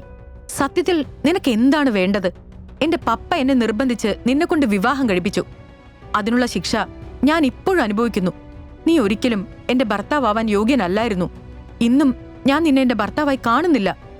കണ്ണീരോടെ പല്ലവി വീണ്ടും പറഞ്ഞുകൊണ്ടിരുന്നു, എവിടെ പോയാലും എനിക്ക് അപമാനമല്ലാതെ മറ്റൊന്നും നിനക്ക് തരാൻ സാധിക്കുന്നില്ല. നീ എന്റെ ജീവിതത്തിലെ ഒരു കളങ്കമാണ്. ഇനിയെങ്കിലും എന്നിൽ നിന്ന് അകന്നു പോ. അതും പറഞ്ഞ് പല്ലവി ക്യാബിനിൽ നിന്നും ഇറങ്ങി. എനിക്ക് നിന്നെ മനസ്സിലാവും. പക്ഷേ എന്നെങ്കിലും ഒരിക്കൽ തീർച്ചയായും നീ എന്നെ മനസ്സിലാക്കും എന്നെനിക്ക് ഉറപ്പുണ്ട്. അന്ന് ലോകത്തിലെ എല്ലാ സന്തോഷങ്ങളും ഞാൻ നിനക്ക് വേണ്ടി കൊണ്ടുവരും. നീ എന്റേത് മാത്രമാണ്. എന്നെങ്കിലും ഒരിക്കൽ നീ അത് തിരിച്ചറിയും. അതും പറഞ്ഞ് അബി ബൈക്കിലേക്ക് കയറിയിരുന്നു. അപ്പോൾ വലിയ വില കൂടിയ ഒരു ബ്ലാക്ക് ആഡംബര കാർ അവന്റെ മുന്നിൽ വന്ന് നിന്നു. അതിൽ നിന്ന് മധ്യവയസ്കനായ ഒരാൾ പുറത്തേക്കിറങ്ങി. അയാൾ അബിയുടെ അടുത്തേക്ക് ചെന്നു. അവനാകെ ഞെട്ടി നിന്നു. ആ മനുഷ്യൻ അബിയുടെ മുന്നിൽ ചെന്ന് നിന്ന് പറഞ്ഞു, ഹലോ യങ് മാൻ, ഇന്ത്യയിലെ തന്നെ ഏറ്റവും സമ്പന്നമായ കമ്പനി, കോടിക്കണക്കിന് രൂപ വിലമതിക്കുന്ന പിള്ളൈ ഗ്രൂപ്പ്, ആ ബിസിനസ് സാമ്രാജ്യം നിങ്ങൾക്ക് വേണ്ടിയാണ് കാത്തിരിക്കുന്നത്. വരൂ, ബിസിനസിന്റെ എല്ലാ ചുമതലയും നിങ്ങൾ ഏറ്റെടുക്കാൻ സമയമായി. ആരാണ് ഈ വന്ന മനുഷ്യൻ? പല്ലവിയുടെ ഓഫീസിൽ നിന്നും ഇറങ്ങിയ അബി മുമ്പിൽ നിൽക്കുന്ന ആളെ കണ്ട് ദേഷ്യത്തോടെ നോക്കാൻ തുടങ്ങി. എന്നിട്ട് ചോദിച്ചു, വക്കീലെന്താ ഇവിടെ? സ്വർണ്ണ കണ്ണട വെച്ച വളരെ ധനികനായ ഒരു മനുഷ്യൻ അഭിമന്യുവിനെ നോക്കിക്കൊണ്ട് പറഞ്ഞു, ഹലോ യങ് ബോയ്, നിന്നെ കൂട്ടിക്കൊണ്ടുപോകാനാണ് ഞാൻ വന്നത്. എനിക്ക് പോലും ഇപ്പോൾ നിന്നോട് അധികം തർക്കിക്കാൻ സാധിക്കില്ല. കാരണം ഞാൻ നിന്റെ അച്ഛന്റെ വെറും സേവകൻ മാത്രമാണ്. നിങ്ങളുടെ കുടുംബവക്കീലായതുകൊണ്ട് തന്നെ ഈ കാര്യങ്ങളെല്ലാം നിന്നെ അറിയിക്കേണ്ടത് എന്റെ ചുമതലയാണ്. ഞാൻ പറയുന്നത് നീ കേൾക്കണം. അബി ദേഷ്യത്തോടെ മറുപടി പറഞ്ഞു, നേരെ കാര്യത്തിലേക്ക് കടക്കാം. എനിക്കിങ്ങനെ വളഞ്ഞു പിടിച്ച് പറയുന്നത് ഇഷ്ടമല്ല. അത് കേട്ടു നിൽക്കാനുള്ള സമയമില്ല. വാസുദേവൻ വക്കീൽ ചിരിച്ചുകൊണ്ട് പറഞ്ഞു, ആയിക്കോട്ടെ, കാര്യത്തിലേക്ക് കടക്കാം. നിന്റെ അച്ഛൻ നീ വന്ന് അവരുടെ ബിസിനസ് ഏറ്റെടുക്കണമെന്നാണ് ആഗ്രഹിക്കുന്നത്. അത് നിന്നോട് നേരിട്ട് പറയാനാണ് ഞാനിവിടെ വന്നത്. രാജ്യത്തെ തന്നെ ഏറ്റവും വലിയ ബിസിനസ് സാമ്രാജ്യം ഇനി മുതൽ നീയാണ് ഏറ്റെടുക്കേണ്ടത്. എന്നാൽ ആ വാക്കുകളിലൊന്നിലും അബി വീണില്ല. അവൻ വീണ്ടും ദേഷ്യത്തോടെ തന്നെ പറഞ്ഞു, അയാളുടെ വാക്കുകൾ കേട്ടാൽ ഞാൻ അങ്ങോട്ടേക്ക് വരുമെന്ന് നിങ്ങൾ കരുതിയോ? ഞാൻ അയാളുടെ അവിഹിത ബന്ധത്തിലെ മകൻ മാത്രമാണ്. പിന്നെന്തിനാണ് ഞാനിതെല്ലാം ഏറ്റെടുക്കേണ്ട ആവശ്യം? അന്ന് എന്റെ അമ്മയ്ക്ക് അസുഖം വന്നപ്പോൾ അയാളോട് സഹായം ചോദിക്കാൻ ചെന്നു. പക്ഷെ അന്ന് ഈ പറയുന്ന അച്ഛൻ ഒരു മീറ്റിംഗിന്റെ തിരക്കിലാണ് എന്നും പറഞ്ഞ് എന്നെ ഒഴിവാക്കി. അത് കാരണം എനിക്ക് എന്റെ അമ്മയെ നഷ്ടപ്പെട്ടു. ആ ആളോട് ഞാൻ ഒരിക്കലും ക്ഷമിക്കില്ല. വക്കീലിന് ഇവിടുന്ന് പോവാം. ഇത് കേട്ട വക്കീൽ ഒരു ദീർഘനിശ്വാസം എടുത്തുകൊണ്ട് പറഞ്ഞു, അബി, നിന്റെ അച്ഛൻ ഒരു ശാഠ്യക്കാരനാണെന്ന് നിനക്കും അറിയാം. അവര് വിചാരിച്ചാൽ ആരെയും ഒരു നിമിഷം കൊണ്ട് നശിപ്പിക്കാൻ സാധിക്കും. അതുകൊണ്ട് വെറുതെ അദ്ദേഹത്തെ പിണക്കാൻ നിൽക്കണ്ട. നിനക്ക് എന്തൊക്കെ സംഭവിച്ചിട്ടുണ്ടെങ്കിലും അതെല്ലാം നീ മറക്കണം.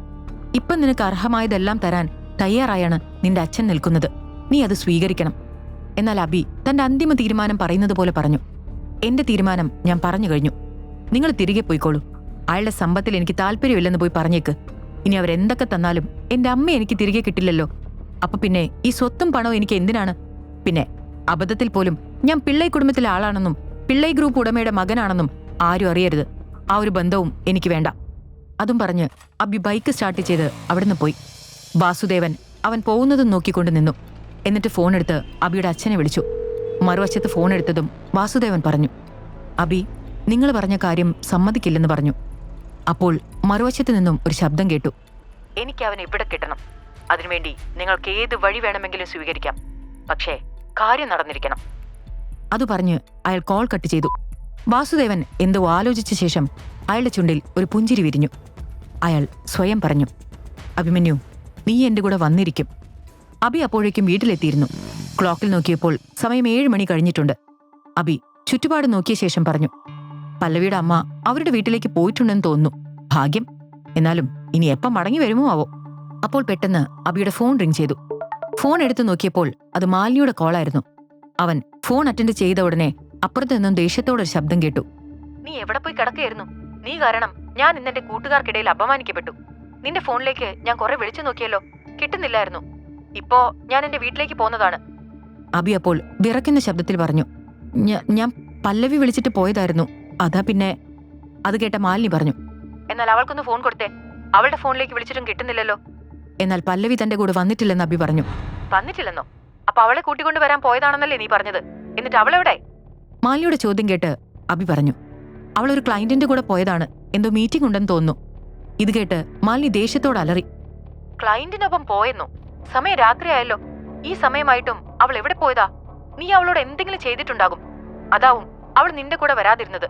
നിനക്കൊരു നല്ല മരുമകനാവാൻ ഏതായാലും കഴിഞ്ഞില്ല, നല്ല ഭർത്താവെങ്കിലും ആയിക്കൂടെ? പോയി അവൾ എവിടെയാണെന്ന് കണ്ടുപിടിച്ച് കൂട്ടിക്കൊണ്ടുവാ. 1 മണിക്കൂറിനുള്ളിൽ അവൾ വീട്ടിലെത്തിയിരിക്കണം. അതും പറഞ്ഞ് മാലിനി ഫോൺ കട്ട് ചെയ്തു. അവിവേഗം പല്ലവിയുടെ ഫോണിലേക്ക് വിളിച്ചു നോക്കി. പക്ഷേ കിട്ടുന്നുണ്ടായിരുന്നില്ല. അവൻ എന്തോ പേടി തോന്നി. പിന്നെയും ഒരുപാട് ട്രൈ ചെയ്ത് നോക്കിയെങ്കിലും കോൾ കണക്ട് ആവുന്നില്ലായിരുന്നു. അവൻ ആകെ അസ്വസ്ഥതയോടെ പുറത്തേക്കിറങ്ങി. ദേവ് ശർമ്മയുടെ കൂടെയാണ് പല്ലവി പോയതെന്ന് അബിക്ക് ഓർമ്മയുണ്ട്. പക്ഷെ അയാളെക്കുറിച്ച് അവന് കൂടുതലായി ഒന്നും അറിയില്ലായിരുന്നു. എങ്കിലും അയാൾ പല്ലവിയുടെ ക്ലയന്റ് ആണെന്നും അയാൾക്ക് ടൗണിൽ ഒരു നൈറ്റ് ക്ലബ് ഉണ്ടെന്നും പല്ലവി പറഞ്ഞത് അബിക്ക് ഓർമ്മ വന്നു. അവൻ നേരെ ബൈക്ക് സ്റ്റാർട്ട് ചെയ്ത് അങ്ങോട്ടേക്ക് വിട്ടു. അല്പസമയത്തിനകം അബി ദേവ് ശർമ്മയുടെ നൈറ്റ് ക്ലബിന് മുന്നിലെത്തി. അവൻ ബൈക്ക് അവിടെ നിർത്തി അകത്തേക്ക് കയറി. അകത്ത് വലിയ ശബ്ദമേളമായിരുന്നു. ആളുകളെല്ലാം മദ്യപിച്ച് ഡാൻസ് ചെയ്യുന്നുണ്ട്. അബി ചുറ്റും നോക്കി. ആ ബഹളത്തിനിടയിൽ പല്ലവി അവിടെ എവിടെയും കണ്ടില്ല. ഇനി ചിലപ്പോൾ ഇവിടെ വന്നിട്ടുണ്ടാവില്ലേ എന്ന് സംശയിച്ച് അബി പോവാനായി തിരിഞ്ഞതും തൊട്ടടുത്ത മുറിയിൽ നിന്ന് ഒരു പെൺകുട്ടിയുടെ നിലവിളി കേട്ടു. പല്ലവിയല്ലേ അത്? അബി സംശയത്തോടെ അങ്ങോട്ടോടി. ആ മുറിയുടെ വാതിൽ തള്ളി തുറന്ന് അകത്ത് കടന്നതും ദേവ് ശർമ്മ പല്ലവിയെ മദ്യം കുടിപ്പിക്കാൻ ശ്രമിക്കുകയായിരുന്നു. അവൾ പാതി ബോധത്തിൽ അത് തട്ടിമാറ്റാൻ നോക്കുന്നുണ്ട്. അബി ആകെ ഷോക്കായി.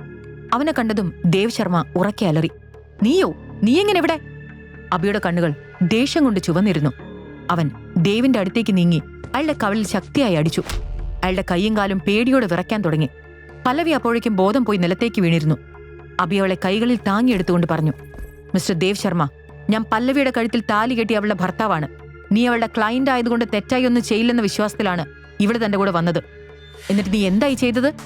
ഇപ്പോ ഇവിടെ വെച്ച് നിന്നെ കൊല്ലാൻ എനിക്ക് അറിയാഞ്ഞിട്ടല്ല, പിന്നെ പല്ലവി ഈ അവസ്ഥയിലായതുകൊണ്ടാണ്. നിന്നെ ഇനി എന്ത് ചെയ്യണമെന്ന് പല്ലവി തന്നെ തീരുമാനിക്കട്ടെ. തൽക്കാലം ഞാൻ ഇവളെയും കൊണ്ട് പോകുന്നു. അതും പറഞ്ഞ് അബി പല്ലവിയും കയ്യിലെടുത്തുകൊണ്ട് അവിടുന്ന് പുറത്തേക്ക് പോയി. ദേവ് ശർമ്മ കവളിൽ കൈവച്ചുകൊണ്ട് അവർ പോകുന്നത് നോക്കിക്കൊണ്ട് അവിടെ തന്നെ നിന്നു. വീട്ടിലെത്തിയ അബി അവളെയും കൊണ്ട് നേരെ മുറിയിലേക്ക് പോയി. എന്നിട്ട് അവളെ മെല്ലെ ബെഡിലേക്ക് കിടത്തി. പല്ലവി അപ്പോഴും കണ്ണടച്ച് തന്നെ കിടക്കുകയായിരുന്നു. ചുറ്റും നടക്കുന്ന ഒന്നും അവൾ അറിഞ്ഞതേയില്ല. അവളുടെ നിഷ്കളങ്കമായ മുഖം കണ്ട് അബിക്ക് വല്ലാത്ത പ്രണയം തോന്നി. അവൻ പല്ലവിയുടെ മുഖത്തേക്ക് തന്നെ നോക്കിക്കൊണ്ട് പറഞ്ഞു, നമ്മൾ ഒരുമിച്ച് ഒരു മുറിയിൽ കിടക്കുന്നത് നിനക്ക് ഇഷ്ടമല്ലെന്ന് എനിക്കറിയാം. പക്ഷെ ഇന്ന് രാത്രി നിന്നെ അവസ്ഥയിൽ ഒറ്റയ്ക്ക് കിടത്താൻ പറ്റില്ലല്ലോ മോളെ. അതുകൊണ്ട് നീ ഒന്ന് എന്നോട് ക്ഷമിക്ക്, ഉറങ്ങിക്കോ, ഞാൻ ഇവിടെ തന്നെയുണ്ട്. അതും പറഞ്ഞ് അബി പല്ലവിയുടെ മുടിയിൽ തഴുകാൻ തുടങ്ങി. എന്നാൽ പല്ലവി ഇതൊന്നും അറിയാതെ മയങ്ങിക്കിടക്കുകയായിരുന്നു. പല്ലവി അങ്ങനെ കിടക്കുന്നത് കണ്ടപ്പോൾ അബിക്ക് അവളുടെ മുഖത്ത് ചുംബിക്കാൻ തോന്നി. എന്നാൽ അവൾ ഉറങ്ങുകയാണെങ്കിൽ പോലും അവനതിനുള്ള ധൈര്യമില്ലായിരുന്നു. അബി ഒരു പുതപ്പെടുത്ത് അവളുടെ മേലിട്ടുകൊടുത്തു. എന്നിട്ടൊരു തലയണ കയ്യിലെടുത്ത് അടുത്തുള്ള സോഫയിൽ കിടന്നു. പല്ലവിയെ തന്നെ നോക്കിക്കൊണ്ട് അബി മെല്ലെ ഉറക്കത്തിലേക്ക് വീണു. രാവിലെ അബി നേരത്തെ എഴുന്നേറ്റ് ബാത്റൂമിൽ പോയി ഫ്രഷായി വന്നപ്പോഴാണ് പല്ലവി എഴുന്നേറ്റത്. പെട്ടെന്ന് അബി അവളുടെ മുറിയിൽ അങ്ങനെ കണ്ടപ്പോൾ പല്ലവി ഉറക്കെ നിലവിളിച്ചു, ഞാനെങ്ങനെ ഇവിടെ വന്നു? എന്റെ കൂടെ കിടക്കാൻ നിനക്ക് എങ്ങനെ ധൈര്യം വന്നു? അയ്യേ! പല്ലവി എന്തൊക്കെയോ പറഞ്ഞുകൊണ്ടിരുന്നു. അബി അവളെ തന്നെ നോക്കിക്കൊണ്ടിരുന്നു. തന്നെ രക്ഷിച്ചതിന് ഇപ്പോൾ നന്ദി പറയും എന്ന് പ്രതീക്ഷിച്ചിരുന്ന അബിക്ക് പല്ലവിയുടെ ദേഷ്യമാണ് കാണാൻ കഴിഞ്ഞത്. പല്ലവി തുടർന്നു, നമ്മൾ രണ്ടുപേരും ഒരു മുറിയിൽ കിടന്നുറങ്ങാറില്ലെന്ന് അറിയുന്നതല്ലേ, പിന്നെ എങ്ങനെ ഞാൻ ഇവിടെ വന്നു? അപ്പോൾ അബി പറഞ്ഞു, പല്ലവി, ഇന്നലെ രാത്രി ഉണ്ടായതൊന്നും നിനക്ക് ഓർമ്മയില്ലേ? ആ ദേവ് ശർമ്മ നിനക്ക് മദ്യം തരുന്നതിനിടയിലാണ് ഞാൻ അങ്ങോട്ടേക്ക് വന്നത്. അയാളിൽ നിന്ന് നിന്നെ രക്ഷിച്ചുകൊണ്ട് വരികയായിരുന്നു. മദ്യം അകത്ത് ചെന്ന് നീ ബോധം പോയ നിലയിലായിരുന്നു അപ്പോൾ. അതുകൊണ്ടാണ് നിന്നെ ഒറ്റയ്ക്ക് കിടത്തണ്ട എന്ന് വിചാരിച്ച് ഞാനും ഇവിടെ തന്നെ കിടന്നത്. അതും നിന്റെ കൂടെയല്ല, ഇവിടെ സോഫയിൽ. അബിയുടെ വാക്കുകൾ കേട്ടപ്പോഴാണ് പല്ലവിക്ക് തലേന്ന് രാത്രിയിലെ സംഭവങ്ങൾ ഓർമ്മ വന്നത്. ദേവ് ശർമ്മ തനിക്ക് കുടിക്കാൻ തന്ന ജ്യൂസിൽ എന്തോ കലക്കിയതുപോലെ തോന്നിയിരുന്നു. പിന്നെ പാതി ബോധത്തിലായതുകൊണ്ട് തന്നെ ഒന്നും ഓർമ്മയില്ല. എങ്കിലും അബി അപ്പോൾ അവിടേക്ക് വന്നത് ചെറിയ ഓർമ്മ പോലെ അവൾക്ക് തെളിഞ്ഞു വന്നു. പല്ലവിക്ക് കുറ്റബോധം തോന്നി. അവൾക്ക് സ്വയം ദേഷ്യം തോന്നിയെങ്കിലും അവൾ അത് പുറത്തു കാണിച്ചില്ല. വിഷയം മാറ്റാൻ വേണ്ടി അവൾ വേഗം പറഞ്ഞു, ആ എനിക്ക് ഓർമ്മയുണ്ട്, എന്നുവെച്ച് അത് മുതലെടുത്ത് എന്റെ കൂടെ ഒരു മുറിയിൽ നീ കിടന്നില്ലേ. അവൾ സ്വന്തം തെറ്റ് മറയ്ക്കാൻ വേണ്ടി എന്തൊക്കെയോ പറയുകയാണെന്ന് അബിക്ക് മനസ്സിലായി. അവൻ പക്ഷേ ഒന്നും തിരിച്ചു പറഞ്ഞില്ല. അബി പല്ലവിയെ തന്നെ നോക്കിക്കൊണ്ട് നിൽക്കുകയായിരുന്നു. അപ്പോഴാണ് അവൾ അവളുടെ ശരീരത്തിലേക്ക് നോക്കിയത്. പല്ലവി വേഗം അവളുടെ വസ്ത്രം നേരെയാക്കി ബെഡിൽ നിന്നും താഴേക്കിറങ്ങി. അബി വേഗം കണ്ണെടുത്തു. അവന് പക്ഷേ ഇതെല്ലാം കണ്ടപ്പോൾ ചിരിയാണ് വന്നത്. പല്ലവി സ്വയം പറഞ്ഞു, ആ ദേവ് ശർമ്മ ഇത്രയ്ക്ക് മോശം വ്യക്തിയാണെന്ന് ഞാൻ അറിഞ്ഞില്ല. അയാൾ എന്തെങ്കിലും ചെയ്തേ പറ്റൂ, നോക്കട്ടെ. എന്നിട്ട് അവൾ നേരെ ലാപ്ടോപ്പ് ഓപ്പൺ ചെയ്തു. നീ കാരണം ഇന്ന് രാവിലെ തീർക്കേണ്ട ചില പ്രധാനപ്പെട്ട ജോലികൾ മറന്നു. നിനക്ക് എന്നെ ഒന്ന് നേരത്തെ വിളിച്ചുകൂടായിരുന്നോ? കുറച്ചു മുൻപ് താൻ ഈ മുറിയിൽ കിടന്നതിന് വഴക്ക് പറഞ്ഞ പല്ലവി തന്നെയാണല്ലോ ഇതെന്നോർത്ത് അബി അന്തം വിട്ടു നിന്നു. ചില നേരം അവൾക്ക് കുട്ടികളുടെ സ്വഭാവമാണെന്നും അവൻ ആലോചിച്ചു. പല്ലവി നേരെ അവളുടെ ഇമെയിൽ ചെക്ക് ചെയ്യുകയായിരുന്നു. പെട്ടെന്നൊരു ഇമെയിൽ കണ്ട് അവൾ ഞെട്ടി. അവൾ പറഞ്ഞു, ഓ മൈ ഗോഡ്, ഇതെങ്ങനെ? എന്റെ ഡ്രീം പ്രൊജക്റ്റ് ആയിരുന്നല്ലോ. എന്തുകൊണ്ടാണ് ഇയാൾ അത് റിജക്ട് ചെയ്തത്? പെട്ടെന്ന് പല്ലവിയുടെ ഫോൺ റിംഗ് ചെയ്യാൻ തുടങ്ങി. സ്ക്രീനിൽ നോക്കിയപ്പോൾ മുത്തശ്ശനായിരുന്നു. സീചന്ദ് കമ്പനിയുമായി ബന്ധപ്പെട്ട എല്ലാ സുപ്രധാന തീരുമാനങ്ങൾ എടുക്കുന്നത് അദ്ദേഹമായിരുന്നു. പല്ലവി ഫോൺ അറ്റൻഡ് ചെയ്യാൻ മടിച്ചുകൊണ്ട് സ്ക്രീനിലേക്ക് നോക്കി നിൽക്കാൻ തുടങ്ങി. ബിസിനസ്സുമായി ബന്ധപ്പെട്ട തീരുമാനങ്ങൾ എടുക്കുന്നതിൽ മുത്തശ്ശൻ വളരെ കർക്കശക്കാരനാണെന്നും ഫോൺ എടുത്താൽ എന്തെങ്കിലും വഴക്ക് കേൾക്കേണ്ടി വരുമെന്നും പല്ലവിക്ക് അറിയാമായിരുന്നു. കുറച്ചു സമയത്ത് റിങ്ങിന് ശേഷം അവൾ ഫോൺ എടുത്ത് ചെവിയിൽ വെച്ചു. കുറച്ചു സമയം അവൾ അപ്പുറത്തെ സംസാരം കേട്ടുകൊണ്ടിരുന്നു. പെട്ടെന്ന് പല്ലവിയുടെ കയ്യിൽ നിന്നും ഫോൺ വഴുതി താഴെ വീണു. അവളാകെ ഷോക്കായ പോലെ നിന്നു. മുത്തശ്ശൻ വിളിച്ചപ്പോൾ പല്ലവി പേടിയോടെയാണ് ഫോൺ എടുത്തത്. അപ്പോൾ മറുവശത്തു നിന്നും ഗൗരവത്തോടെയുള്ള ശബ്ദം കേട്ടു. പല്ലവി, നമ്മുടെ കമ്പനിയുടെ ഏറ്റവും വലിയൊരു പ്രൊജക്ട് ഞാൻ നിന്നിൽ നിന്നും തിരിച്ചെടുക്കുന്നു. അതുകൂടാതെ നമ്മുടെ ഫാമിലി ബിസിനസ്സിൽ നിന്ന് നീ വിട്ടുനിൽക്കുകയും വേണം. സീചന്ദ് കൺസ്ട്രക്ഷനുമായി നിനക്ക് ഇനി ഒരു ബന്ധവുമില്ല. ഇത് കേട്ടതും പല്ലവിയുടെ കയ്യിൽ നിന്ന് ഫോൺ താഴേക്ക് വീണു. മുത്തശ്ശന്റെ ഈ തീരുമാനം അവളെ ഞെട്ടിച്ചു. പല്ലവിയുടെ മുഖത്തെ ഭാവം കണ്ട് അബി ഓടി വന്ന് ചോദിച്ചു, എന്തുപറ്റി പല്ലവി? ആരാണ് വിളിച്ചത്? ലാപ്ടോപ്പ് സ്ക്രീനിൽ അപ്പോഴും ആ മെയിൽ തുറന്നു കിടക്കുന്നുണ്ടായിരുന്നു. അത് നോക്കിക്കൊണ്ട് പല്ലവി പറഞ്ഞു, ഇത് ഞങ്ങളുടെ കമ്പനിയുടെ ഡ്രീം പ്രൊജക്റ്റ് ആയിരുന്നു. പക്ഷേ ഈ മെയിൽ കണ്ടില്ലേ, അതിനി നടക്കില്ല. ഈ മെയിൽ കാരണം അവരെന്റെ കയ്യിൽ നിന്ന് എല്ലാം തട്ടിയെടുത്തു. ഇനി ആ പ്രൊജക്ട് എന്റെ കയ്യിൽ നിന്ന് തിരിച്ചെടുക്കുകയാണെന്ന് മുത്തശ്ശൻ പറഞ്ഞു. അതുകൂടാതെ എന്നെ കമ്പനിയിൽ നിന്ന് പുറത്താക്കാനും മുത്തശ്ശൻ തീരുമാനിച്ചു കഴിഞ്ഞു. അത് കേട്ട് അബി ചോദിച്ചു, അതെങ്ങനെ നടക്കും? ഒരു പ്രോജക്റ്റ് നടന്നില്ല എന്ന് വെച്ച് എങ്ങനെ ഒരാളെ കമ്പനിയിൽ നിന്ന് പുറത്താക്കാനാകും? അവർ അംഗീകാരം നൽകാത്തതിന് നീ എന്ത് പിഴച്ചു? പല്ലവി തല താഴ്ത്തിക്കൊണ്ട് പറഞ്ഞു, ഇത് ഞാൻ സ്വന്തമായി കൈകാര്യം ചെയ്തു കൊള്ളാം എന്ന് പറഞ്ഞ് ഏറ്റെടുത്തതാണ്. അപ്പോൾ അബി പറഞ്ഞു, എന്തായാലും നമുക്ക് മുത്തശ്ശനെ കണ്ട് നേരിട്ട് ഈ കാര്യം സംസാരിക്കാം. ഇത്രയും വലിയൊരു തീരുമാനം ഫോണിലൂടെ എടുക്കാൻ പറ്റില്ല. എല്ലാം നമുക്ക് സംസാരിച്ച് ശരിയാക്കാം. എന്നാൽ അബിയുടെ വാക്ക് കേട്ടിട്ടും ഒന്നും പറയാതെ പല്ലവി അവിടുന്ന് പോവാൻ തുടങ്ങി. അപ്പോൾ അബി അവളെ തടഞ്ഞുകൊണ്ട് പറഞ്ഞു, പല്ലവി, ഞാൻ ഒന്നിനും കൊള്ളാത്തവനാണ് എന്നാണ് എല്ലാവരും പറയുന്നത്. ഒരുപക്ഷെ നീയും അതുതന്നെയായിരിക്കും വിചാരിച്ചിട്ടുണ്ടാവുക. അങ്ങനെയാണല്ലോ എല്ലാവരും നിന്നോട് പറയുന്നത്. പക്ഷെ അങ്ങനെ എല്ലാറ്റിനും മറ്റുള്ളവരെ വിശ്വസിച്ചിട്ട് നിനക്ക് എന്ത് കിട്ടി? പല്ലവി തിരിഞ്ഞ് അബിയുടെ അടുത്തേക്ക് വന്ന് പറഞ്ഞു, ഓ, അപ്പൊ നീ സ്വയം ഒരു മിടുക്കനാണെന്നാണോ പറയുന്നത്? അബി പറഞ്ഞു, ആദ്യം നീ എന്റെ കൂടെ മുത്തശ്ശന്റെ അടുത്തേക്ക് വാ, എന്നിട്ട് സംസാരിക്കാം. പല്ലവി ആദ്യം അവനൊന്ന് തുറിച്ചു നോക്കി നിന്നു. പിന്നെ എന്തോ ആലോചിച്ച ശേഷം പറഞ്ഞു, ശരി, പോവാം. പല്ലവിയും അബിയും സീചന്ദ് കമ്പനിയുടെ ഓഫീസിലേക്ക് പോയി. കുറച്ചു സമയത്തിനുള്ളിൽ അവർ പല്ലവിയുടെ മുത്തശ്ശന്റെ മുറിയിലേക്ക് കയറി. അവളെ കണ്ടതും മുത്തശ്ശൻ പറഞ്ഞു, നോക്കു പല്ലവി, ബിസിനസ് കാര്യങ്ങളിൽ ഞാൻ വളരെ സ്ട്രിക്റ്റ് ആണെന്ന് നിനക്കറിയാമല്ലോ. ഒരു നിമിഷത്തെ ദേഷ്യമോ വികാരമോ കൊണ്ടല്ല ഞാൻ ആ തീരുമാനമെടുത്തത്. നമ്മുടെ കമ്പനിയുടെ ഒരു വലിയ സ്വപ്നമാണ് ആ ബിൽഡിംഗ് പ്രൊജക്ട്. അതിന് നിനക്ക് സാധിക്കാത്തത് കൊണ്ടാണ് ഞാൻ നിന്നിൽ നിന്നും അത് തിരിച്ചെടുക്കുന്നത്. അതിനി ഞാൻ സതീഷിനെ ഏൽപ്പിക്കുകയാണ്. നിനക്കിനി വീട്ടിൽ സുഖമായി ഇരിക്കാം. ഇത് കേട്ട പല്ലവി ഞെട്ടിപ്പോയി. കാര്യങ്ങൾ ഇത്രത്തോളം ഗൗരവമാണെന്ന് അവൾ അറിഞ്ഞില്ല. പല്ലവി പറഞ്ഞു, പക്ഷെ മുത്തശ്ശ, ഈ പ്രൊജക്ട് എന്റെ ഒരു സ്വപ്നമാണ്. ഒരു തവണ അപ്രൂവൽ കിട്ടിയില്ല എന്ന് വെച്ച് എന്നെക്കൊണ്ടത് കഴിയില്ല എന്ന് പറയരുത്. ഈ പ്രൊജക്ടിന് അപ്രൂവൽ വാങ്ങിക്കുമെന്ന് ഞാൻ നിങ്ങൾക്ക് വാക്ക് തരുന്നു. എന്തായാലും സതീഷിന് ഇത് കൊടുക്കുന്നതിന് മുൻപ് എനിക്ക് അവസാനമായി ഒരു ചാൻസ് കൂടി തരണം. മുത്തശ്ശൻ പല്ലവി ഒന്ന് നോക്കി. എന്നിട്ട് എന്തോ ആലോചിച്ച ശേഷം പറഞ്ഞു, ഓക്കെ, ഞാൻ സമ്മതിച്ചു. പക്ഷേ അത് ഇന്ന് തന്നെ ചെയ്യണം. പല്ലവി വേഗം സമ്മതിച്ചുകൊണ്ട് അബിയും കൊണ്ട് പുറത്തേക്കിറങ്ങി. സതീഷ് പല്ലവിയുടെ കസിനായിരുന്നു. പല്ലവി എങ്ങനെയെങ്കിലും ബിസിനസ്സിൽ നിന്ന് പുറത്താക്കണമെന്ന് അവൻ എപ്പോഴും ആഗ്രഹിച്ചിരുന്നു. അവളെ പുറത്താക്കി ഒരു ദിവസം ഇതിന്റെ എല്ലാം ചാർജ് തനിക്ക് കിട്ടണം എന്നതായിരുന്നു സതീഷിന്റെ സ്വപ്നം. അവന്റെ അച്ഛൻ സായിചന്ദ്രനും അവന് ഇതിൽ നല്ല പിന്തുണ നൽകുന്നുണ്ട്. പല്ലവിയും അബിയും വേഗം മുനിസിപ്പാലിറ്റി ഗവൺമെന്റ് ഓഫീസിലെത്തി. അവിടെ നിന്നാണ് ഈ പ്രൊജക്ടിന്റെ അപ്രൂവൽ വാങ്ങേണ്ടത്. ഇന്ന് തന്നെ അത് വാങ്ങിയില്ലെങ്കിൽ എല്ലാം തകരും എന്നവർക്കറിയാമായിരുന്നു. അഭിയും പല്ലവിയും അവിടെ എത്തിയപ്പോൾ സതീഷ് അവിടെ നിന്നും പുറത്തേക്ക് വരുന്നത് കണ്ട് അവർ ഞെട്ടി. സതീഷ് പല്ലവിയെ നോക്കി ഒരു കുസൃതി ചിരിയോടെ അവളുടെ അടുത്തേക്ക് വന്ന് പറഞ്ഞു, ആ പല്ലവി, നീ അപ്രൂവൽ വാങ്ങാൻ വന്നതാവും അല്ലേ? പക്ഷെ മോളെ, അതുകൊണ്ട് ഒരു കാര്യം ഉണ്ടാവില്ലല്ലോ. ആ ഓഫീസറെ ഞാൻ വിലക്ക് വാങ്ങിയിട്ടുണ്ട്. ഇനി നീ എന്താണ് ചെയ്യുന്നത് എന്ന് എനിക്കൊന്ന് കാണണം. എന്തായാലും അകത്തേക്ക് ചെല്ല്. പല്ലവി സതീഷിനെ ഒന്ന് നോക്കി അബിയുടെ കൂടെ അകത്തേക്ക് പോയി. അപ്പോഴവിടെ ഒരു മീറ്റിംഗ് നടക്കുകയായിരുന്നു. അവൾ അവിടെ ഒരു ഉദ്യോഗസ്ഥന്റെ മുന്നിൽ ചെന്ന് ദേഷ്യത്തോടെ പറഞ്ഞു, മിസ്റ്റർ സക്സേന, എനിക്ക് നിങ്ങളോട് ഒരു കാര്യം സംസാരിക്കാനുണ്ട്. സക്സേന എന്നയാൾ തല ഉയർത്തി പുഞ്ചിരിയോടെ പറഞ്ഞു. മിസ്സസ് പല്ലവി, പറയൂ, എന്താ ഇവിടെ വന്നത്? അബി അപ്പോൾ അവിടെ മുഴുവൻ വീക്ഷിച്ചുകൊണ്ടിരുന്നു. പല്ലവി അപ്പോൾ സക്സേനയോട് പറഞ്ഞു, ഞങ്ങളുടെ സീചന്ദ് കമ്പനി ടൗണിൽ നിർമ്മിക്കുന്ന ബിൽഡിങ്ങിന് ആവശ്യമായ എല്ലാ പേപ്പേഴ്സും ഞാൻ പ്രസന്റ് ചെയ്തതാണല്ലോ. എല്ലാ നിയമങ്ങളും പാലിച്ചതുമാണ്. പിന്നെ എന്തുകൊണ്ടാണ് ഞങ്ങൾക്ക് അപ്രൂവൽ ലഭിക്കാതിരുന്നത്? നിങ്ങൾ എന്താണ് ചെയ്തത്? അപ്പോൾ പെട്ടെന്ന് പല്ലവിയുടെ പിറകിൽ നിന്നും ഒരു സ്ത്രീ ശബ്ദം കേട്ടു. ഞാനാണ് അത് അപ്രൂവൽ ചെയ്യേണ്ട എന്ന് പറഞ്ഞത്. പല്ലവി തിരിഞ്ഞു നോക്കി. ആ സ്ത്രീയെ കണ്ട് അവൾ ഞെട്ടി. പല്ലവി പറഞ്ഞു, കാവ്യ, നീ ഇവിടെ? മറുപടിയായി കാവ്യ പുഞ്ചിരിയോടെ അവളുടെ അടുത്തേക്ക് വന്നുകൊണ്ട് പറഞ്ഞു, അതെ, ഞാൻ തന്നെ. ഞാൻ ഇവിടെയാണ് ജോലി ചെയ്യുന്നത്. ഈ സക്സേന എന്റെ ഭർത്താവാണ്. പല്ലവി രണ്ടുപേരെയും മാറി മാറി നോക്കി. അപ്പോൾ കാവ്യ തുടർന്നു, ഞങ്ങളുടെ അപ്രൂവൽ കിട്ടിയാലല്ലേ നിനക്ക് ഈ പ്രൊജക്ട് തുടങ്ങാൻ സാധിക്കൂ. അതുകൊണ്ട് ഞാൻ അതങ്ങ് വേണ്ടാന്ന് വെച്ചു. നീ വലിയ പണക്കാരിയല്ലേ, അതുകൊണ്ട് നീ പണം കൊടുത്ത് ഇതെല്ലാം നേടാൻ കഴിയുമോ എന്ന് നോക്ക്. എന്റെ ഭർത്താവായിട്ട് ഇത് ചെയ്തു തരും എന്ന് വിചാരിക്കണ്ട. പല്ലവി അവളോട് പറഞ്ഞു, കാവ്യ, അന്ന് സംഭവിച്ചതെല്ലാം തെറ്റായിരുന്നു എന്ന് എനിക്കറിയാം. അന്ന് ഞാൻ ബുദ്ധിയില്ലാതെ പറഞ്ഞതാണ്. ദയവ് ചെയ്ത് ഇനി അതൊന്നും മനസ്സിൽ വെക്കരുത്. അപ്പോൾ കാവ്യ ഇടയിൽ കയറി പറഞ്ഞു, എനിക്കതൊന്നും അത്ര പെട്ടെന്ന് മറക്കാൻ പറ്റില്ല പല്ലവി. എന്റെ കല്യാണം നിശ്ചയിച്ച ദിവസം ഞാൻ വളരെ സന്തോഷത്തോടെ എന്റെ എല്ലാ കൂട്ടുകാരോടും ഈ വിവരം പറഞ്ഞു. അന്ന് നീ എന്നെ കളിയാക്കി, ജോലിയില്ലാത്ത ഭർത്താവ് എന്ന് പറഞ്ഞ്. അത് കേട്ട് അന്ന് എന്റെ കൂട്ടുകാരെല്ലാം എന്നെ കളിയാക്കി ചിരിച്ചു. ഞാൻ കരഞ്ഞുകൊണ്ട് അവിടെ നിന്ന് ഓടി. അത് കേട്ട പല്ലവി പറഞ്ഞു, അതൊക്കെ അന്നത്തെ ബുദ്ധിയില്ലാത്ത കാലത്തല്ലേ. അതെല്ലാം ഓർത്ത് എനിക്ക് തന്നെ ഇപ്പൊ സ്വയം ലജ്ജ തോന്നുന്നുണ്ട്. അവിടെയുള്ള മുഴുവൻ സ്റ്റാഫും അബിയും എല്ലാം അവരെ ശ്രദ്ധിക്കുന്നുണ്ടായിരുന്നു. ഇങ്ങനൊരു സാഹചര്യത്തിൽ എന്തു ചെയ്യണമെന്ന് അബിക്ക് പെട്ടെന്ന് മനസ്സിലായില്ല.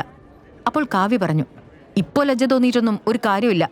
അന്നത്തെ ആ പ്രതികാരം എനിക്ക് ഇന്ന് തീർക്കണം. അപമാനത്തിന് പകരം അപമാനം മാത്രമേ ഉണ്ടാകൂ എന്ന് നീ മനസ്സിലാക്കണം.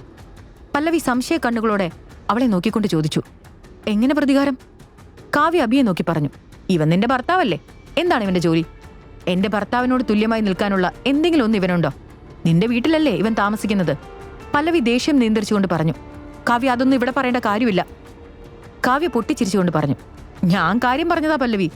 ശരി, നിനക്ക് അപ്രൂവൽ തരാം. പക്ഷെ നീ ഒരു കാര്യം ചെയ്യണം. എന്റെ ഭർത്താവ് അടക്കം ഇവിടെയുള്ള മുഴുവൻ സ്റ്റാഫുകളുടെയും മുന്നിൽ നിങ്ങൾ രണ്ടുപേരും കൈകൂപ്പി അപേക്ഷിച്ചാ മതി. അപ്രൂവൽ തരണേ, അപ്രൂവൽ തരണേ എന്ന് അപേക്ഷിച്ചാൽ ചിലപ്പോൾ എല്ലാവരും ഒന്ന് ആലോചിക്കും. കാവ്യ, പ്ലീസ്, പല്ലവി ഉറക്കെ പറഞ്ഞു. എന്നാൽ കാവ്യ ഒട്ടും കുലുങ്ങിയില്ല. പുറത്തേക്കുള്ള വഴി അവിടെയാണ് പല്ലവി. പല്ലവി നിസ്സഹായതയോടെ വാതിലിന് പുറത്തേക്ക് കടന്നു.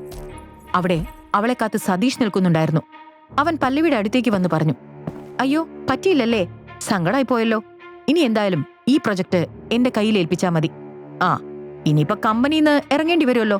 പാവം. അല്ല, നിന്റെ ഭർത്താവ് എവിടെ പോയി? കമ്പനി സ്ഥാനം ഒന്നും ഇല്ല എന്ന് കേട്ടപ്പോ മുങ്ങിയോ? അപ്പോഴാണ് അബി തന്റെ കൂടെ വന്നിട്ടില്ലെന്ന് പല്ലവി ശ്രദ്ധിച്ചത്. അവൾ വീണ്ടും അകത്തേക്ക് നോക്കി. ഗ്ലാസ്സിലൂടെ അകത്തെന്താണ് നടക്കുന്നതെന്ന് വ്യക്തമായി കാണാമായിരുന്നു. അതുകണ്ട് പല്ലവി ഞെട്ടിപ്പോയി. അകത്ത് അബി മുഴുവൻ സ്റ്റാഫിന്റെ മുന്നിലും കൈകൂപ്പി അപേക്ഷിക്കുകയാണ്. എല്ലാവരും അവനെ കളിയാക്കി ചിരിക്കുന്നുണ്ട്. ഇതെല്ലാം കണ്ട് പല്ലവിയുടെ കണ്ണുകൾ നിറഞ്ഞു. കാവ്യ വാതിൽ തുറന്ന് പുറത്തേക്ക് വന്നപ്പോൾ അവൾ പല്ലവിയെ കണ്ട് ചിരിച്ചുകൊണ്ട് പറഞ്ഞു, നീ ഭാഗ്യവതിയാണ് കേട്ടോ. നിന്റെ ഭർത്താവ് നിന്നെ ഒരുപാട് സ്നേഹിക്കുന്നുണ്ട്. നിനക്ക് വേണ്ടി അവൻ എന്തും ചെയ്യാൻ തയ്യാറാണല്ലോ. കൺഗ്രാറ്റ്സ്, ഞാൻ പറഞ്ഞ വാക്ക് പാലിച്ചു. നിങ്ങൾക്ക് അപ്രൂവൽ തരും. അത് കേട്ട് സതീഷ് പിറകിൽ നിന്ന് പറഞ്ഞു, അതെങ്ങനെ പറ്റും? ഞാൻ നിങ്ങളുടെ ഭർത്താവിന് പണം നൽകിയതല്ലേ? കാവ്യ എപ്പോഴും ചിരിച്ചുകൊണ്ട് പറഞ്ഞു, ആ പണം നിനക്ക് ഞങ്ങൾ തിരികെ തരും. എനിക്കെന്റെ പ്രതികാരമാണ് കൂടുതൽ പ്രധാനം. അതും പറഞ്ഞ് കാവ്യ മുന്നോട്ട് നടന്നു. അപ്പോഴേക്കും അബി പുറത്തേക്ക് ഇറങ്ങിയിരുന്നു. പല്ലവി അവനെ തുറിച്ചു നോക്കിക്കൊണ്ട് പറഞ്ഞു, നീ ആരാണെന്നോ നിന്റെ വിചാരം? ആരോട് ചോദിച്ചിട്ടാണ് നീ ഇത് ചെയ്തത്? നിന്നെ ഇങ്ങനെ അപമാനിച്ച് എനിക്ക് ഈ പ്രൊജക്ട് നേടിയെടുക്കേണ്ട കാര്യമില്ലായിരുന്നു. അബി ഒന്നും മിണ്ടാതെ കേട്ടുകൊണ്ടിരുന്നു. പല്ലവി കണ്ണീരോടെ പറഞ്ഞു, എന്തായാലും നമുക്കിവിടുന്ന് പോവാം. അതും പറഞ്ഞ് പല്ലവി മുന്നോട്ട് നടന്നു. കുറച്ചു സമയം കൊണ്ട് അബിയും പല്ലവിയും വീട്ടിലേക്ക് മടങ്ങി. അവർ വീട്ടിലെത്തിയപ്പോഴേക്കും പല്ലവിക്ക് മുത്തശ്ശന്റെ കോൾ വന്നു. മോളെ പല്ലവി, കാര്യങ്ങളെല്ലാം ഞാൻ അറിഞ്ഞു. നീ അപ്രൂവൽ നേടിയെടുത്തല്ലേ? നിന്റെ ഈ വിജയം ആഘോഷിക്കാൻ ഞാൻ ഇന്ന് നമ്മുടെ പഴയ ആ വീട്ടിൽ ഒരു പാർട്ടി സംഘടിപ്പിക്കുന്നുണ്ട്. ഇത് കേട്ട് പല്ലവി സന്തോഷത്തോടെ പറഞ്ഞു, ശരി മുത്തശ്ശ, ഞങ്ങൾ വരാം. അതും പറഞ്ഞ് അവൾ ഫോൺ കട്ട് ചെയ്തു. അവളുടെ സന്തോഷം കണ്ട് അബി ചോദിച്ചു, എന്താ പറ്റിയത്? പല്ലവി സന്തോഷത്തോടെ പറഞ്ഞു, മുത്തശ്ശൻ ഇന്ന് ഞങ്ങളുടെ പഴയ വീട്ടിൽ ഒരു പാർട്ടി സംഘടിപ്പിക്കുന്നുണ്ട്. നമ്മൾ രണ്ടുപേരെയും അങ്ങോട്ടേക്ക് ക്ഷണിച്ചു. പെട്ടെന്ന് അല്പം ഗൗരവത്തോടെ പറഞ്ഞു, അതായത് എന്നെ പാർട്ടിയിലേക്ക് ക്ഷണിച്ചിട്ടുണ്ട്. പിന്നെ എന്നെ കൊണ്ടുവിടാൻ നീയും വരുമെന്ന് ഞാൻ അവരോട് പറഞ്ഞിട്ടുണ്ട്. പല്ലവിയുടെ ഉള്ളിൽ അബിയും കൂടെ വരണമെന്നാണെന്ന് അവന് മനസ്സിലായി. അവന് സന്തോഷം തോന്നി. പക്ഷേ അവനത് മുഖത്ത് കാണിച്ചില്ല. രണ്ടുപേരും വേഗം പാർട്ടിയിലേക്ക് പോയി. അബിയെയും പല്ലവിയെയും അവിടെ കണ്ടപ്പോൾ രമ്യയുടെയും സതീഷിന്റെയും മനസ്സിൽ ചില പ്ലാനുകൾ നടക്കുന്നുണ്ടായിരുന്നു. രമ്യ സതീഷിന്റെ അടുത്ത് ചെന്ന് പറഞ്ഞു, ഞാൻ ഇന്നലെ അബിയോടൊരു കാര്യം പറഞ്ഞിട്ട് അവനത് ചെയ്തില്ല.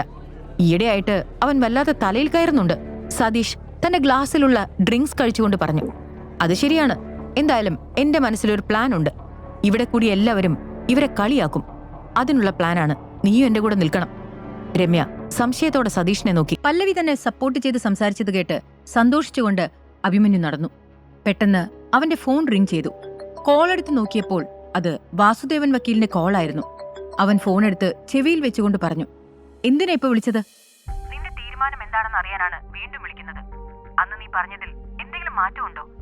അഭിമന്യു കുറച്ചുനേരം മിണ്ടാതെ നിന്നുകൊണ്ട് പറഞ്ഞു, ഇക്കാര്യം പറഞ്ഞ് എന്നെ വിളിക്കണ്ട എന്ന് ഞാൻ നേരത്തെ പറഞ്ഞതാണല്ലോ. ഞാനൊരു പണക്കാരനാണെന്ന് ആരും അറിയരുത്. ഇതെല്ലാം രഹസ്യമായി ഇരിക്കാനാണ് എനിക്ക് താല്പര്യം. ഇനി എന്നെ ശല്യപ്പെടുത്തരുത്. അതും പറഞ്ഞ് അബി ഫോൺ കട്ട് ചെയ്ത് മാറ്റിവെച്ചു. പല്ലവി അപ്പോൾ മുറിയിൽ അബിയെക്കുറിച്ചുള്ള ചിന്തയിലായിരുന്നു. അവളുടെ മനസ്സാകെ കലങ്ങി മറിഞ്ഞു. അവൾ മെല്ലെ എഴുന്നേറ്റ് ഒരു ഡ്രസ്സ് എടുക്കാൻ വേണ്ടി വാർഡ്രോബ് തുറന്നു. പെട്ടെന്നതിൽ ഒരു പേപ്പർ കണ്ട് അവളൊന്ന് ഞെട്ടി. ശേഷം അവൾ അത് കയ്യിലെടുത്ത് നേരെ അബിയുടെ അടുത്തേക്ക് നടന്നു.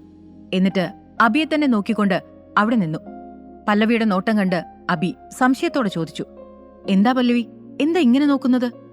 അപ്പോൾ പല്ലവി അലമാരിയിൽ നിന്നും കിട്ടിയ പേപ്പർ അവന്റെ മുന്നിലേക്ക് നീട്ടി കാണിച്ചു. അതിൽ സോറി എന്നെഴുതിയിരുന്നു.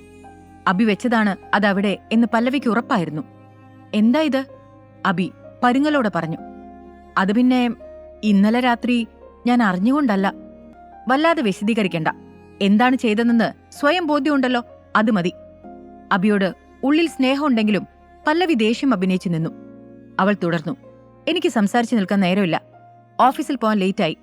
അതും പറഞ്ഞ് പല്ലവി അവിടെ നിന്നും പോയി. അബിയും അപ്പോഴേക്ക് റെഡിയാവാൻ വേണ്ടി നടന്നു.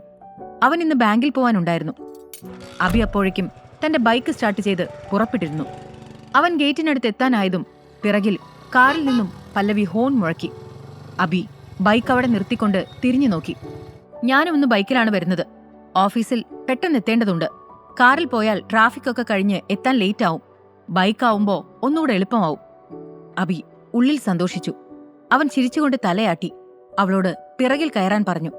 പല്ലവി അബിയുടെ കൂടെ ബൈക്കിൽ കയറി. അവൾ അവന്റെ തോളിൽ കൈവച്ചപ്പോൾ അവന്റെ ശരീരം ഒന്നാകെ ഒന്ന് പിടഞ്ഞു. പല്ലവിക്കും പെട്ടെന്ന് മനസ്സൊന്ന് കുളിർത്തു. ഇന്ന് ആദ്യമായി ഇരുവരും പരസ്പരം അടുത്തിരുന്നു. കുറച്ചു സമയം കൊണ്ട് തന്നെ ഇരുവരും സീചന്ദ് ഓഫീസിന്റെ മുന്നിലെത്തി. പല്ലവി ബൈക്കിൽ നിന്നിറങ്ങിയപ്പോൾ തന്നെ അവളുടെ ഫോൺ റിംഗ് ചെയ്തു. അവൾ കോൾ എടുത്തതും അവളുടെ അമ്മ മാലിനി പറഞ്ഞു, മോളെ പല്ലവി, നീ എവിടെ? അച്ഛന് ഒരു അപകടം ഉണ്ടായി. വേഗം ഹോസ്പിറ്റലിൽ എത്തണം. ഇത് കേട്ടതും പല്ലവി ആകെ പേടിച്ചു. അബി അവളുടെ മുഖത്തേക്ക് നോക്കി ചോദിച്ചു, പല്ലവി, എന്താ പറ്റിയത്? എന്താ നീ ഇങ്ങനെ പേടിച്ചിരിക്കുന്നത്? പല്ലവി വേഗം കോൾ കട്ട് ചെയ്തുകൊണ്ട് അബിയോട് പറഞ്ഞു, നമുക്കുടനെ സിറ്റി ഹോസ്പിറ്റലിൽ എത്തണം. അച്ഛൻ എന്തോ അപകടം പറ്റിയെന്ന്. വേഗം പോവാം. പല്ലവിയുടെ അച്ഛന് അപകടം പറ്റിയതറിഞ്ഞ് അബിയും ആകെ പേടിച്ചു. കാരണം അബിയോട് എന്നും സ്നേഹമുണ്ടായിരുന്നത് അദ്ദേഹത്തിന് മാത്രമായിരുന്നു. തിരിച്ച് അബിക്കും അദ്ദേഹത്തെ വലിയ കാര്യമായിരുന്നു. അവൻ വേഗം പല്ലവിയെയും കൂട്ടി ഹോസ്പിറ്റലിലെത്തി. രവിചന്ദ്രൻ അപ്പോൾ ഐസിയുവിലായിരുന്നു. മാലിനി പുറത്ത് കണ്ണീരൊഴുക്കിയിരിക്കുന്നുണ്ട്. പല്ലവിയെ കണ്ട മാലിനി കരഞ്ഞുകൊണ്ട് പറഞ്ഞു, മോളെ പല്ലവി, അച്ഛന് കുറച്ച് സീരിയസ് ആണ്. ഐസിയുവിലാണുള്ളത്. പല്ലവി അമ്മയെ ആശ്വസിപ്പിച്ചുകൊണ്ട് പറഞ്ഞു, അമ്മ ഒന്ന് സമാധാനിക്ക്. എല്ലാം ശരിയാകും. ഞാൻ നോക്കട്ടെ. അതെല്ലാം പറയുന്നുണ്ടെങ്കിലും പല്ലവിയും കരയുന്നുണ്ടായിരുന്നു. അബി അപ്പോഴേക്കും ഡോക്ടറുടെ അടുത്തെത്തി. എന്നിട്ട് ഡോക്ടറോട് ചോദിച്ചു, എന്തു പറ്റി ഡോക്ടർ? സാറിന്റെ അവസ്ഥ ഇപ്പോൾ എന്താണ്? ഡോക്ടർ പറഞ്ഞു, അദ്ദേഹത്തെ ഇവിടേക്ക് കൊണ്ടുവരുമ്പോൾ നില വളരെ മോശമായിരുന്നു. എന്നാൽ ഇപ്പോൾ ചെറിയ ഇംപ്രൂവ്മെന്റ് കാണുന്നുണ്ട്. എങ്കിലും ഇപ്പോഴും ഒബ്സർവേഷനിൽ തന്നെയാണ്. ശരിയാവും എന്ന് തന്നെയാണ് ഞങ്ങളുടെ പ്രതീക്ഷ. എങ്കിലും നമുക്കൊന്നും ഉറപ്പിച്ച് പറയാൻ പറ്റില്ല. ഡോക്ടർ പറഞ്ഞത് കേട്ട് അബി പേടിച്ചു. അവൻ പല്ലവിയുടെ അടുത്തേക്ക് ചെന്നു. ഐസിയുവിന് മുന്നിൽ പല്ലവിയും മാലിനിയും അഭിയും സങ്കടത്തോടെ ഇരുന്നു. സമയം വൈകുന്നേരമായി. എല്ലാവരും അതേ ഇരിപ്പ് തുടരുകയായിരുന്നു. പല്ലവിയുടെ അവസ്ഥ കണ്ട് അഭിക്ക് സങ്കടം തോന്നി. അച്ഛനോട് അവൾക്ക് എത്രമാത്രം സ്നേഹവും അടുപ്പവും ഉണ്ടെന്ന് അഭിക്ക് നന്നായി അറിയാമായിരുന്നു. അവൻ എന്തൊക്കെയോ ആലോചിച്ചുകൊണ്ട് പല്ലവിയുടെ അടുത്തേക്ക് ചെന്ന് പറഞ്ഞു, പല്ലവി, നീ അമ്മയും കൊണ്ട് വീട്ടിലേക്ക് പോയിക്കോളൂ. അങ്കിളിന്റെ കാര്യം ഞാൻ നോക്കിക്കോളാം. എന്നിട്ട് ഇവിടുത്തെ സാഹചര്യത്തിനനുസരിച്ച് ഞാൻ വിളിച്ചോളാം. അത് കേട്ട് പല്ലവി സങ്കടത്തോടെ പറഞ്ഞു, അച്ഛൻ ഈ അവസ്ഥയിൽ ഇവിടെ വിട്ടിട്ട് ഞാൻ എങ്ങനെ വരും? എനിക്ക് കഴിയില്ല. പല്ലവി കരഞ്ഞുകൊണ്ടിരുന്നു. അപ്പോൾ അബി അവളെ ആശ്വസിപ്പിച്ചുകൊണ്ട് പറഞ്ഞു, പല്ലവി നോക്ക്, നിന്റെ സങ്കടം എനിക്ക് മനസ്സിലാവും. എങ്കിലും രാവിലെ മുതൽ നീയും അമ്മയും ഇങ്ങനെ ഇരിക്കുന്നതല്ലേ? നിങ്ങളൊന്ന് വീട്ടിൽ പോയി റെസ്റ്റ് എടുത്തിട്ട് വാ. ഇവിടുത്തെ കാര്യങ്ങൾ ഞാൻ നോക്കിക്കോളാം. അങ്കിളിനോട് നിനക്കുള്ള അതേ സ്നേഹം തന്നെ എനിക്കുമുണ്ട്. അദ്ദേഹം എനിക്ക് ദൈവത്തെ പോലെയാണ്. അദ്ദേഹം എന്നോട് കാണിക്കുന്ന സ്നേഹം എനിക്കൊരിക്കലും മറക്കാൻ പറ്റില്ല. അതുകൊണ്ട് അങ്കിളിനെ ഞാൻ നന്നായി നോക്കിക്കോളാം. നിങ്ങൾ പോയി വാ. അബി ഒരുപാട് പറഞ്ഞപ്പോൾ പല്ലവി സമ്മതിച്ചു.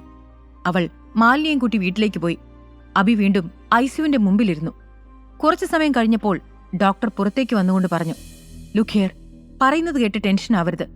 മിസ്റ്റർ രവിചന്ദ്രന്റെ അവസ്ഥ വഷളാവുന്നുണ്ട്. നേരത്തെ പറഞ്ഞ ഇംപ്രൂവ്മെന്റ് ഇപ്പൊ കാണുന്നില്ല. എത്രയും പെട്ടെന്ന് ഒരു ഓപ്പറേഷൻ നടത്തണം.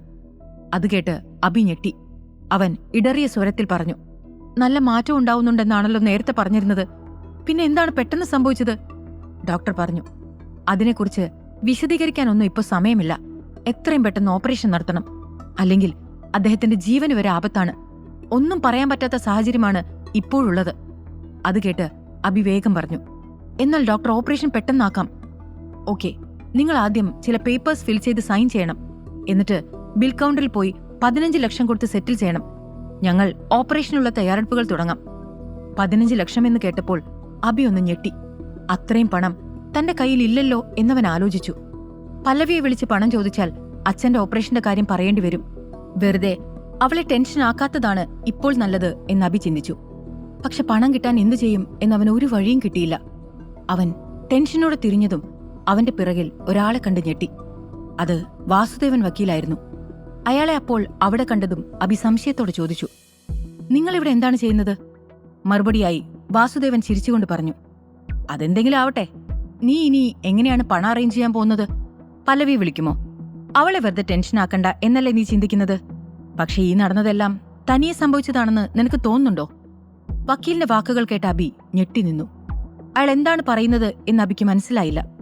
അവന്റെ സംശയത്തോടെയുള്ള നോട്ടം കണ്ടപ്പോൾ വക്കീൽ പറഞ്ഞു, നീ ഒരുപാട് അങ്ങ് ആലോചിക്കണ്ട.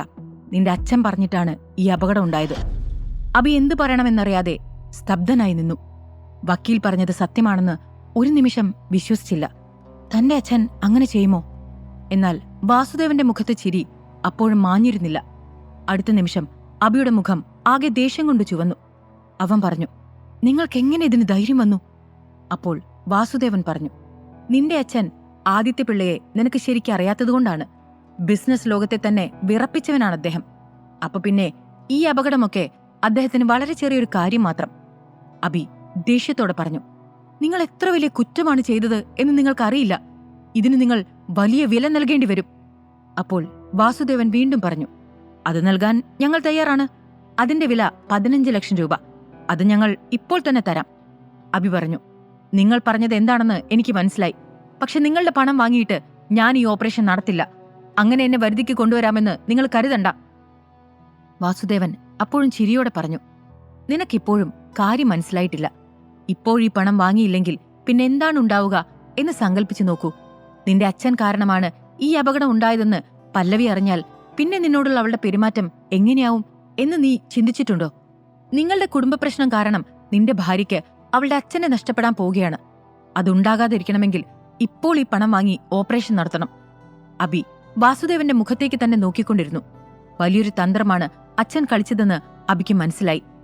ഇത് താൻ പ്രതീക്ഷിക്കാത്ത നീക്കമാണെന്ന് അബി ചിന്തിച്ചു. അവൻ മിണ്ടാതെ നിൽക്കുന്നത് കണ്ടപ്പോൾ വാസുദേവൻ തുടർന്നു, അബി, നിന്റെ അച്ഛനെ എനിക്ക് നന്നായിട്ട് അറിയാം. ഇതിവിടെ തീരുമെന്ന് തോന്നുന്നില്ല. ഇനി പല്ലവി.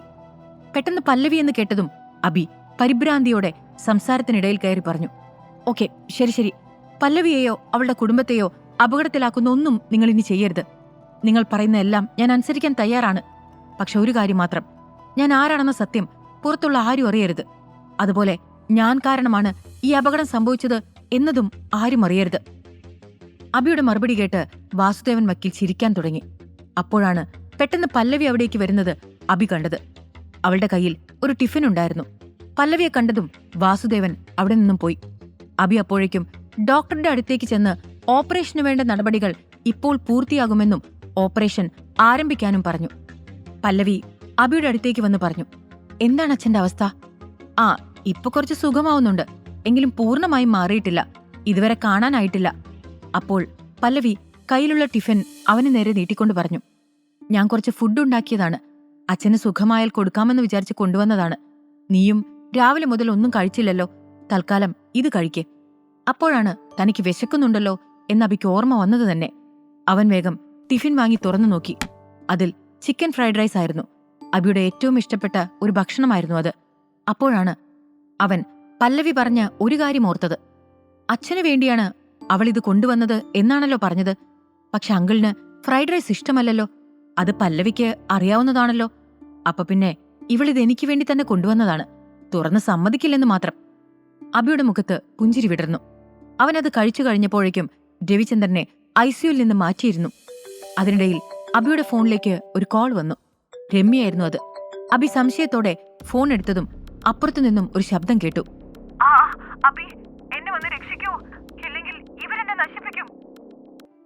അപ്പോൾ അബി ചോദിച്ചു, ഇതെന്താ പുതിയൊരു നാടകം? രമ്യ കരഞ്ഞുകൊണ്ട് പറഞ്ഞു, എടാ, നാടകമൊന്നുമല്ല, ഇവിടെ ക്ലബിൽ വെച്ച് ചിലരെന്നെ ശല്യപ്പെടുത്താൻ തുടങ്ങിയതാണ്. അർജുന്റെയും സതീഷിന്റെയും നമ്പറിൽ വിളിച്ച് കിട്ടുന്നില്ല, അതുകൊണ്ടാ വേഗം നിന്നെ വിളിച്ചത്. ഒന്ന് പെട്ടെന്ന് വാ. പെട്ടെന്ന് ആരോ അവളുടെ കയ്യിൽ നിന്ന് മൊബൈൽ തട്ടിയെടുത്ത് താഴേക്ക് എറിഞ്ഞതുപോലെ അബിക്ക് തോന്നി. രമ്യയുടെ നിലവിളിയും ചില ഗുണ്ടകളുടെ ശബ്ദവും അബിക്ക് വ്യക്തമായി കേൾക്കാമായിരുന്നു. ഇന്ന് നീ ഞങ്ങളുടെ കയ്യിൽ നിന്ന് രക്ഷപ്പെടില്ല. ഞങ്ങളുടെ ആഗ്രഹം ഞങ്ങൾക്ക് ഇന്ന് പൂർത്തിയാക്കണം. നിന്നെ രക്ഷിക്കാൻ ആരും വരില്ല. അപ്പോൾ രമ്യയുടെ നിലവിളി അവിടെ ഉയർന്നു. ഗുണ്ടകളെല്ലാം ഉറക്കി ചിരിക്കാൻ തുടങ്ങി. ആ നിലവിളിയും ചിരിയും എല്ലാം അബിയുടെ കാതുകളിൽ വ്യക്തമായി കേട്ടു. അബി വേഗം പല്ലവിയുടെ അടുത്തേക്ക് ഓടിച്ചെന്ന് പറഞ്ഞു, പല്ലവി, എനിക്ക് കുറച്ച് പ്രധാനപ്പെട്ട ജോലിയുണ്ട്, ഞാനൊന്ന് പുറത്തു പോയിട്ട് വരാം. പല്ലവി എന്തോ തിരികെ പറയാൻ ശ്രമിച്ചെങ്കിലും അബി അതൊന്നും കേൾക്കാൻ നിൽക്കാതെ വേഗം അവിടെ നിന്നും പോയി. അബി വേഗം ആ ക്ലബിലേക്ക് എത്തിയപ്പോൾ അവിടെ ആരുമില്ലായിരുന്നു. ആ ക്ലബ്ബ് മുഴുവൻ ശൂന്യമായിരുന്നു. അപ്പോൾ തന്നെ അബിക്കെന്തോ ഗൂഢാലോചന മണത്തു. അവൻ ഹൃദയമിടിപ്പോടെ കുറച്ചുകൂടെ അകത്തേക്ക് നടന്നു നോക്കി. പെട്ടെന്നാരോ പുറകിൽ നിന്ന് ഒരു തൂവാല കൊണ്ട് അവന്റെ മൂക്കും വായും പൊത്തിപ്പിടിച്ചു. അബി സ്വയം രക്ഷപ്പെടാൻ ശ്രമിച്ചെങ്കിലും മെല്ലെ ബോധം കെട്ടു വീണു. അതിനിടയിൽ മുന്നിൽ 2 രൂപങ്ങൾ അവൻ വ്യക്തമായി കണ്ടിരുന്നു. രമ്യയും സതീഷുമായിരുന്നു അത്. മെല്ലെ അവന്റെ ശരീരം തളർന്നു അവൻ ബോധരഹിതനായി നിലത്തേക്ക് വീണു.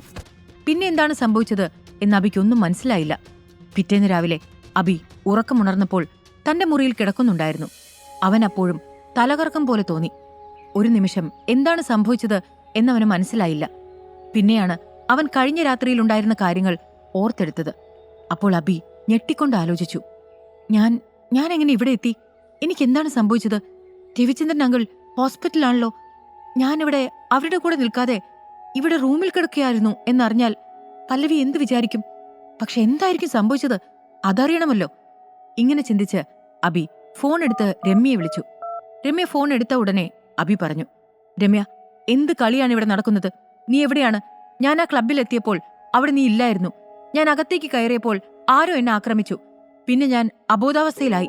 ഇപ്പോൾ കണ്ണു തുറന്നപ്പോൾ ഞാൻ വീട്ടിൽ എന്റെ മുറിയിൽ തന്നെ കിടക്കുന്നു. സത്യം പറ, എനിക്കെന്താണ് സംഭവിച്ചത്? അപ്പോൾ രമ്യ അവനെ കളിയാക്കി പറഞ്ഞു, ഞാൻ നിന്നെ വിളിച്ചെന്നോ? നീ ഇന്നലെ വല്ല മയക്കുമരുന്ന് കഴിച്ച് കിടന്നതാവും. രാവിലെ തന്നെ തലയ്ക്ക് വെളിവില്ലാതെ ഓരോന്ന് പറയുന്നുണ്ടല്ലോ. ഞാൻ നിന്നെ എവിടെയും വിളിച്ചിട്ടില്ല. ഞാനിപ്പോൾ പുറത്താണ് ഉള്ളത്. നീ എന്തിനെ പറ്റിയാണ് സംസാരിക്കുന്നത് എന്ന് പോലും എനിക്കറിയില്ല. നിന്നോട് സംസാരിച്ചു നിൽക്കാൻ പറ്റിയ സമയമല്ല ഇപ്പോ. എനിക്ക് കുറച്ച് തിരക്കുണ്ട്.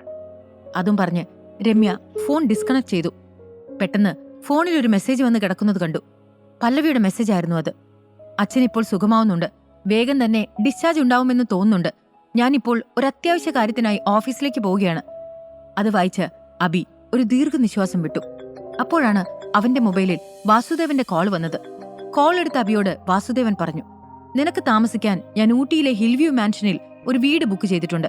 നിനക്ക് അവിടെ പോയി നോക്കാം. അതിന്റെ ഉടമ ദേവരാജനോട് കാര്യങ്ങളെല്ലാം സംസാരിച്ചിട്ടുണ്ട്. ഹിൽവ്യൂ മാൻഷനെ കുറിച്ച് അബി ഒരുപാട് കേട്ടിട്ടുണ്ട്. അവിടെ ഒരു ഫ്ളാറ്റിന്റെ വില 50 കോടിയിൽ കുറയില്ലെന്ന് അവനറിയാം. പല്ലവിക്ക് അവിടം ഒരുപാട് ഇഷ്ടമാണെന്ന് ഒരിക്കൽ പറഞ്ഞത് അബി ഓർത്തു. അബി പിന്നീട് വേഗം വീട്ടിൽ നിന്ന് പുറത്തിറങ്ങി. എന്നിട്ട് ബൈക്ക് എടുത്ത് ദേവ് ശർമ്മയുടെ ക്ലബ്ബിലേക്ക് പോയി. രാത്രിയിൽ നടന്ന കാര്യത്തെക്കുറിച്ചായിരുന്നു അവന്റെ ചിന്ത മുഴുവൻ. അവൻ സ്വയം പറഞ്ഞു, ദേവ് ശർമ്മയോട് ഇതിനെക്കുറിച്ച് സംസാരിക്കണം. അയാളുടെ ക്ലബ്ബിൽ എന്താണ് നടന്നതെന്ന് അയാൾക്കറിയാതിരിക്കില്ല. പക്ഷേ അതിനു മുൻപ് ഹിൽവ്യൂ മാൻഷനിലേക്ക് പോകുന്നതാണ് നല്ലത്. വക്കീൽ പറഞ്ഞ കാര്യങ്ങൾ ആദ്യം തീർത്തേക്കാം. അങ്ങനെ ചിന്തിച്ച അബി ബൈക്കും കൊണ്ട് ഹിൽവ്യൂ മാൻഷനിലേക്ക് പോയി. അവിടെ എത്തിയതും അവൻ ബൈക്ക് ഒതുക്കി അകത്തേക്ക് നീങ്ങാൻ തുടങ്ങി. അപ്പോൾ അവിടെ ഉണ്ടായിരുന്ന 2 സെക്യൂരിറ്റികൾ അവന്റെ വഴി തടഞ്ഞുകൊണ്ട് ചോദിച്ചു, ആരാണ് നീ? എന്താണ് അകത്തേക്ക് പോകുന്നത്? അപ്പോൾ അബി പറഞ്ഞു, എനിക്കിവിടെ ഒരു വീട് വേണം. ഞാനത് കാണാൻ വേണ്ടി വന്നതാണ്. അബിയുടെ പഴയ ബൈക്കും അവന്റെ വസ്ത്രവും എല്ലാം കണ്ട് ആ സെക്യൂരിറ്റിക്കാർ ചിരിക്കാൻ തുടങ്ങി. അവരവനെ കളിയാക്കിക്കൊണ്ട് പറഞ്ഞു, എടച്ചെക്ക, നീ ആദ്യം ഒന്ന് പോയി കണ്ണാടി നോക്കിയിട്ട് വാ. നിന്റെ ഈ കോലം വെച്ചാണോ ഇവിടെ ഫ്ളാറ്റ് വാങ്ങാൻ വരുന്നത്? ഇതിന്റെ ഗേറ്റ് കടക്കാനുള്ള അവകാശം പോലും നിനക്കില്ല. എന്തെങ്കിലും സ്വപ്നം കണ്ടു വന്നതാണെങ്കിൽ തിരികെ പോയിക്കോ. അവരുടെ സംസാരം കേട്ട് അബി പറഞ്ഞു, ഒരാളെ വസ്ത്രം നോക്കി വിലയിരുത്താൻ പാടില്ല. ഇവിടെ വരുന്ന അതിഥികളോട് നിങ്ങൾ ഇങ്ങനെയാണോ സംസാരിക്കുന്നത്? അവർ പിന്നെയും ഓരോന്ന് പറഞ്ഞുകൊണ്ടിരുന്നു. അബിയും ഒട്ടും വിട്ടുകൊടുത്തില്ല. അവസാനം ആ സെക്യൂരിറ്റികൾ അവന്റെ ബൈക്ക് നശിപ്പിക്കാൻ തുടങ്ങി. അപ്പോൾ അബി മുന്നോട്ട് ചെന്ന് അവരുടെ കയ്യിൽ പിടിച്ചു. അബി അവരെ തല്ലാൻ നിന്നപ്പോൾ പിറകിൽ നിന്ന് ഒരു ശബ്ദം കേട്ടു. സർ സർ, ദയവ് ചെയ്ത് അവരോട് ക്ഷമിക്കണം. അവർക്ക് വേണ്ടി ഞാൻ മാപ്പ് ചോദിക്കാം. അബി തിരിഞ്ഞു നോക്കിയപ്പോൾ ഹിൽവ്യൂ മാൻഷന്റെ ഉടമ ദേവരാജ് അവിടെ നിൽക്കുന്നത് കണ്ടു. ദേവരാജ് ആ സെക്യൂരിറ്റികളുടെ അടുത്തേക്ക് വന്ന് പറഞ്ഞു, ഇങ്ങോട്ടേക്ക് വരുന്ന അതിഥികളോട് എങ്ങനെയാണ് സംസാരിക്കേണ്ടത് എന്ന് നിങ്ങൾക്കറിയില്ലേ? നിങ്ങളുടെ മുന്നിൽ നിൽക്കുന്നത് ആരാണെന്നറിയുമോ? അപ്പോൾ അബി ദേവരാജിനോട് പറഞ്ഞു, എന്നെക്കുറിച്ച് അവരോട് പറഞ്ഞു കൊടുക്കണ്ട മിസ്റ്റർ ദേവരാജ്. എന്നാൽ ഇവിടെ ഒരു പാവപ്പെട്ടവൻ വന്നാൽ എങ്ങനെ മാന്യമായി പെരുമാറണമെന്ന് ഇവരറിയണം. ദേവരാജ് പരുങ്ങലോടെ പറഞ്ഞു, സർ ഇങ്ങോട്ടേക്ക് വരുമെന്ന് അറിയാമായിരുന്നു. ഞാനത് ഇവരോട് പറയാൻ മറന്നതാണ്. സാറിനുള്ള ഭക്ഷണം റെഡിയാക്കിയിട്ടുണ്ട്, അകത്തേക്ക് വരണം. അതും പറഞ്ഞ് ദേവരാജ് അബി അകത്തേക്ക് കൂട്ടിക്കൊണ്ടുപോയി. അവിടെ ഒരു വലിയ ടേബിളിൽ അബിക്ക് വേണ്ട ഭക്ഷണം എല്ലാം വിളമ്പി വെച്ചിട്ടുണ്ടായിരുന്നു. അബിയെ നന്നായി പരിഗണിച്ചാൽ പിള്ളൈ ഗ്രൂപ്പിൽ നിന്നും തനിക്ക് നല്ല ആനുകൂല്യങ്ങൾ ലഭിക്കുമെന്ന് ദേവരാജ് മനസ്സിൽ കരുതി. അതിനുവേണ്ടി അവൻ ഓരോ നിമിഷവും ശ്രമിച്ചുകൊണ്ടിരുന്നു. ഭക്ഷണം കഴിക്കുന്നതിനിടയിൽ അബി പറഞ്ഞു, നിങ്ങളുടെ ഈ ഹിൽവ്യൂ മാൻഷൻ ഇപ്പോൾ വളരെ ജനപ്രിയമാണല്ലോ. എല്ലായിടത്തും പറഞ്ഞു കേൾക്കുന്നുണ്ട്. നിങ്ങൾക്കിത് ഇവിടെ ഒന്നുകൂടെ വിപുലീകരിക്കാനായാൽ രാജ്യമെമ്പാടും ഇത് പ്രശസ്തമാകും. ഒരുപാട് ആളുകൾ പിന്നീട് ഇങ്ങോട്ടേക്ക് വരും. ഷോപ്പിംഗ് മാളുകൾ വരെ ഇതിനകത്ത് സ്ഥാപിക്കാമല്ലോ. ദേവരാജ് ഈ അവസരത്തിനായി കാത്തിരിക്കുന്നത് പോലെ തോന്നി. അവൻ വേഗം തന്നെ പറഞ്ഞു, നിങ്ങൾ പറഞ്ഞത് വളരെ ശരിയാണ് മിസ്റ്റർ അഭിമന്യു. പക്ഷെ എന്റെ കയ്യിൽ അതിനുമാത്രം പണമൊന്നുമില്ല. കുറച്ചുകൂടെ പണം കിട്ടിയാൽ എല്ലാം ഒന്ന് മോടി പിടിപ്പിക്കാമായിരുന്നു.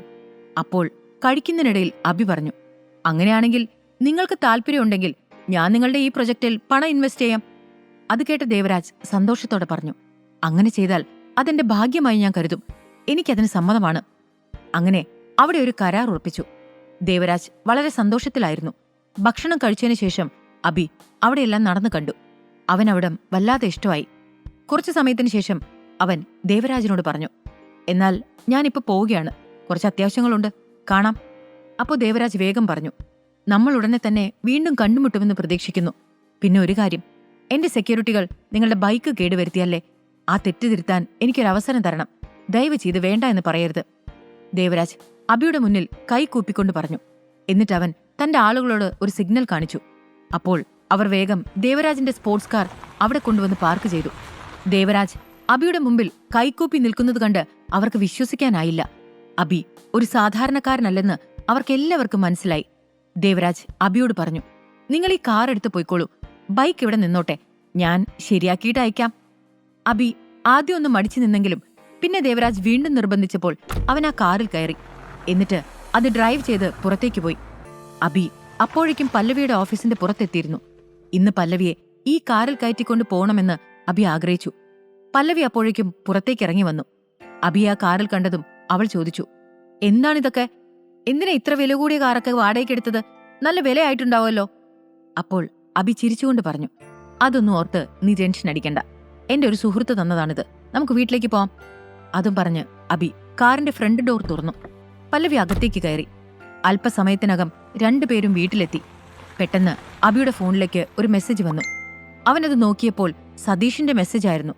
ആ മെസ്സേജ് തുറന്നു നോക്കിയതും അബിയുടെ കൈകൾ വിറച്ചു. അവന്റെ മുഖത്തെ പേടി കണ്ടതും പല്ലവി ചോദിച്ചു, എന്തുപറ്റി? അബി വിറയാർന്ന സ്വരത്തിൽ പറഞ്ഞു, അത് ഒന്നുമില്ല. അവൻ ഒന്നുമില്ലെന്ന് പറഞ്ഞപ്പോഴും പല്ലവിക്ക് എന്തോ സംശയം തോന്നി. പക്ഷെ അവൾ ഒന്നും ചോദിച്ചില്ല. സത്യത്തിൽ സതീഷ് അയച്ച ആ മെസ്സേജിൽ അബിയുടെ നിരവധി ഫോട്ടോസ് ഉണ്ടായിരുന്നു. അതിലെല്ലാം അബി ഒരു പെൺകുട്ടിയുടെ കൂടെ വസ്ത്രമൊന്നുമില്ലാതെ നിൽക്കുകയാണ്. ആ ചിത്രം കണ്ടാൽ അവർ രണ്ടുപേരും വളരെ അടുപ്പമുള്ളതായി തോന്നും. ഇന്നലെ രാത്രി തന്നെ ചതിച്ചുകൊണ്ട് എടുത്തതാണ് അതെല്ലാം എന്ന് അബിക്ക് മനസ്സിലായി. അബിക്കപ്പോൾ മറ്റൊരു മെസ്സേജ് കൂടെ വന്നു. ഈ ഫോട്ടോസ് എല്ലാം ഇപ്പോൾ പല്ലവിയുടെ ഫോണിലേക്ക് അയക്കാൻ പോവുകയാണ്. ഇവിടെ വീട്ടിൽ ഞങ്ങൾ എല്ലാവരും നിങ്ങളുടെ ഡൈവോഴ്സ് പേപ്പർ തയ്യാറാക്കിയിരിക്കുകയാണ്. ഈ ഫോട്ടോസ് കണ്ടാൽ പല്ലവി എന്തായാലും ഈ പേപ്പറിൽ ഒപ്പിടും. നീ നേരെ ഇങ്ങോട്ടേക്ക് പോര്. ഇന്ന് തന്നെ നിന്നെ ഈ കുടുംബത്തിൽ നിന്ന് പുറത്താക്കും. So get ready. ആ മെസ്സേജ് വായിച്ചതോടെ അബി ആകെ തളർന്നു. അവന്റെ മുഖത്ത് വിചിത്രമായ ഭാവം കണ്ട് പല്ലവി പറഞ്ഞു, അബി, എന്തെങ്കിലും പ്രശ്നമുണ്ടെങ്കിൽ എന്നോട് പറയ്, നമുക്ക് പരിഹാരം ഉണ്ടാക്കാം. അബി ഒന്നും പറഞ്ഞില്ല. പല്ലവിയും അബിയും വീട്ടിലെത്തിയപ്പോൾ അവിടെ സതീഷും രമ്യയും മാലിനിയും എല്ലാം കാത്തിരിക്കുന്നുണ്ടായിരുന്നു. അവർ അകത്തേക്ക് നടന്നതും ഡിവോഴ്സ് പേപ്പർ ടേബിളിൽ തന്നെ വെച്ചിരിക്കുന്നത് അബി ശ്രദ്ധിച്ചു. എല്ലാവരും എല്ലാം പ്ലാൻ ചെയ്തിട്ടാണ് ഇരിക്കുന്നത് എന്ന് അബിക്ക് മനസ്സിലായി. അവർ അകത്തേക്ക് കടന്നതും മാലിനി അലറിക്കൊണ്ട് പറഞ്ഞു, അവിടെ നിക്ക്, ഈ വീട്ടിലേക്ക് നീ അബദ്ധത്തിൽ പോലും കയറി പോരുത്.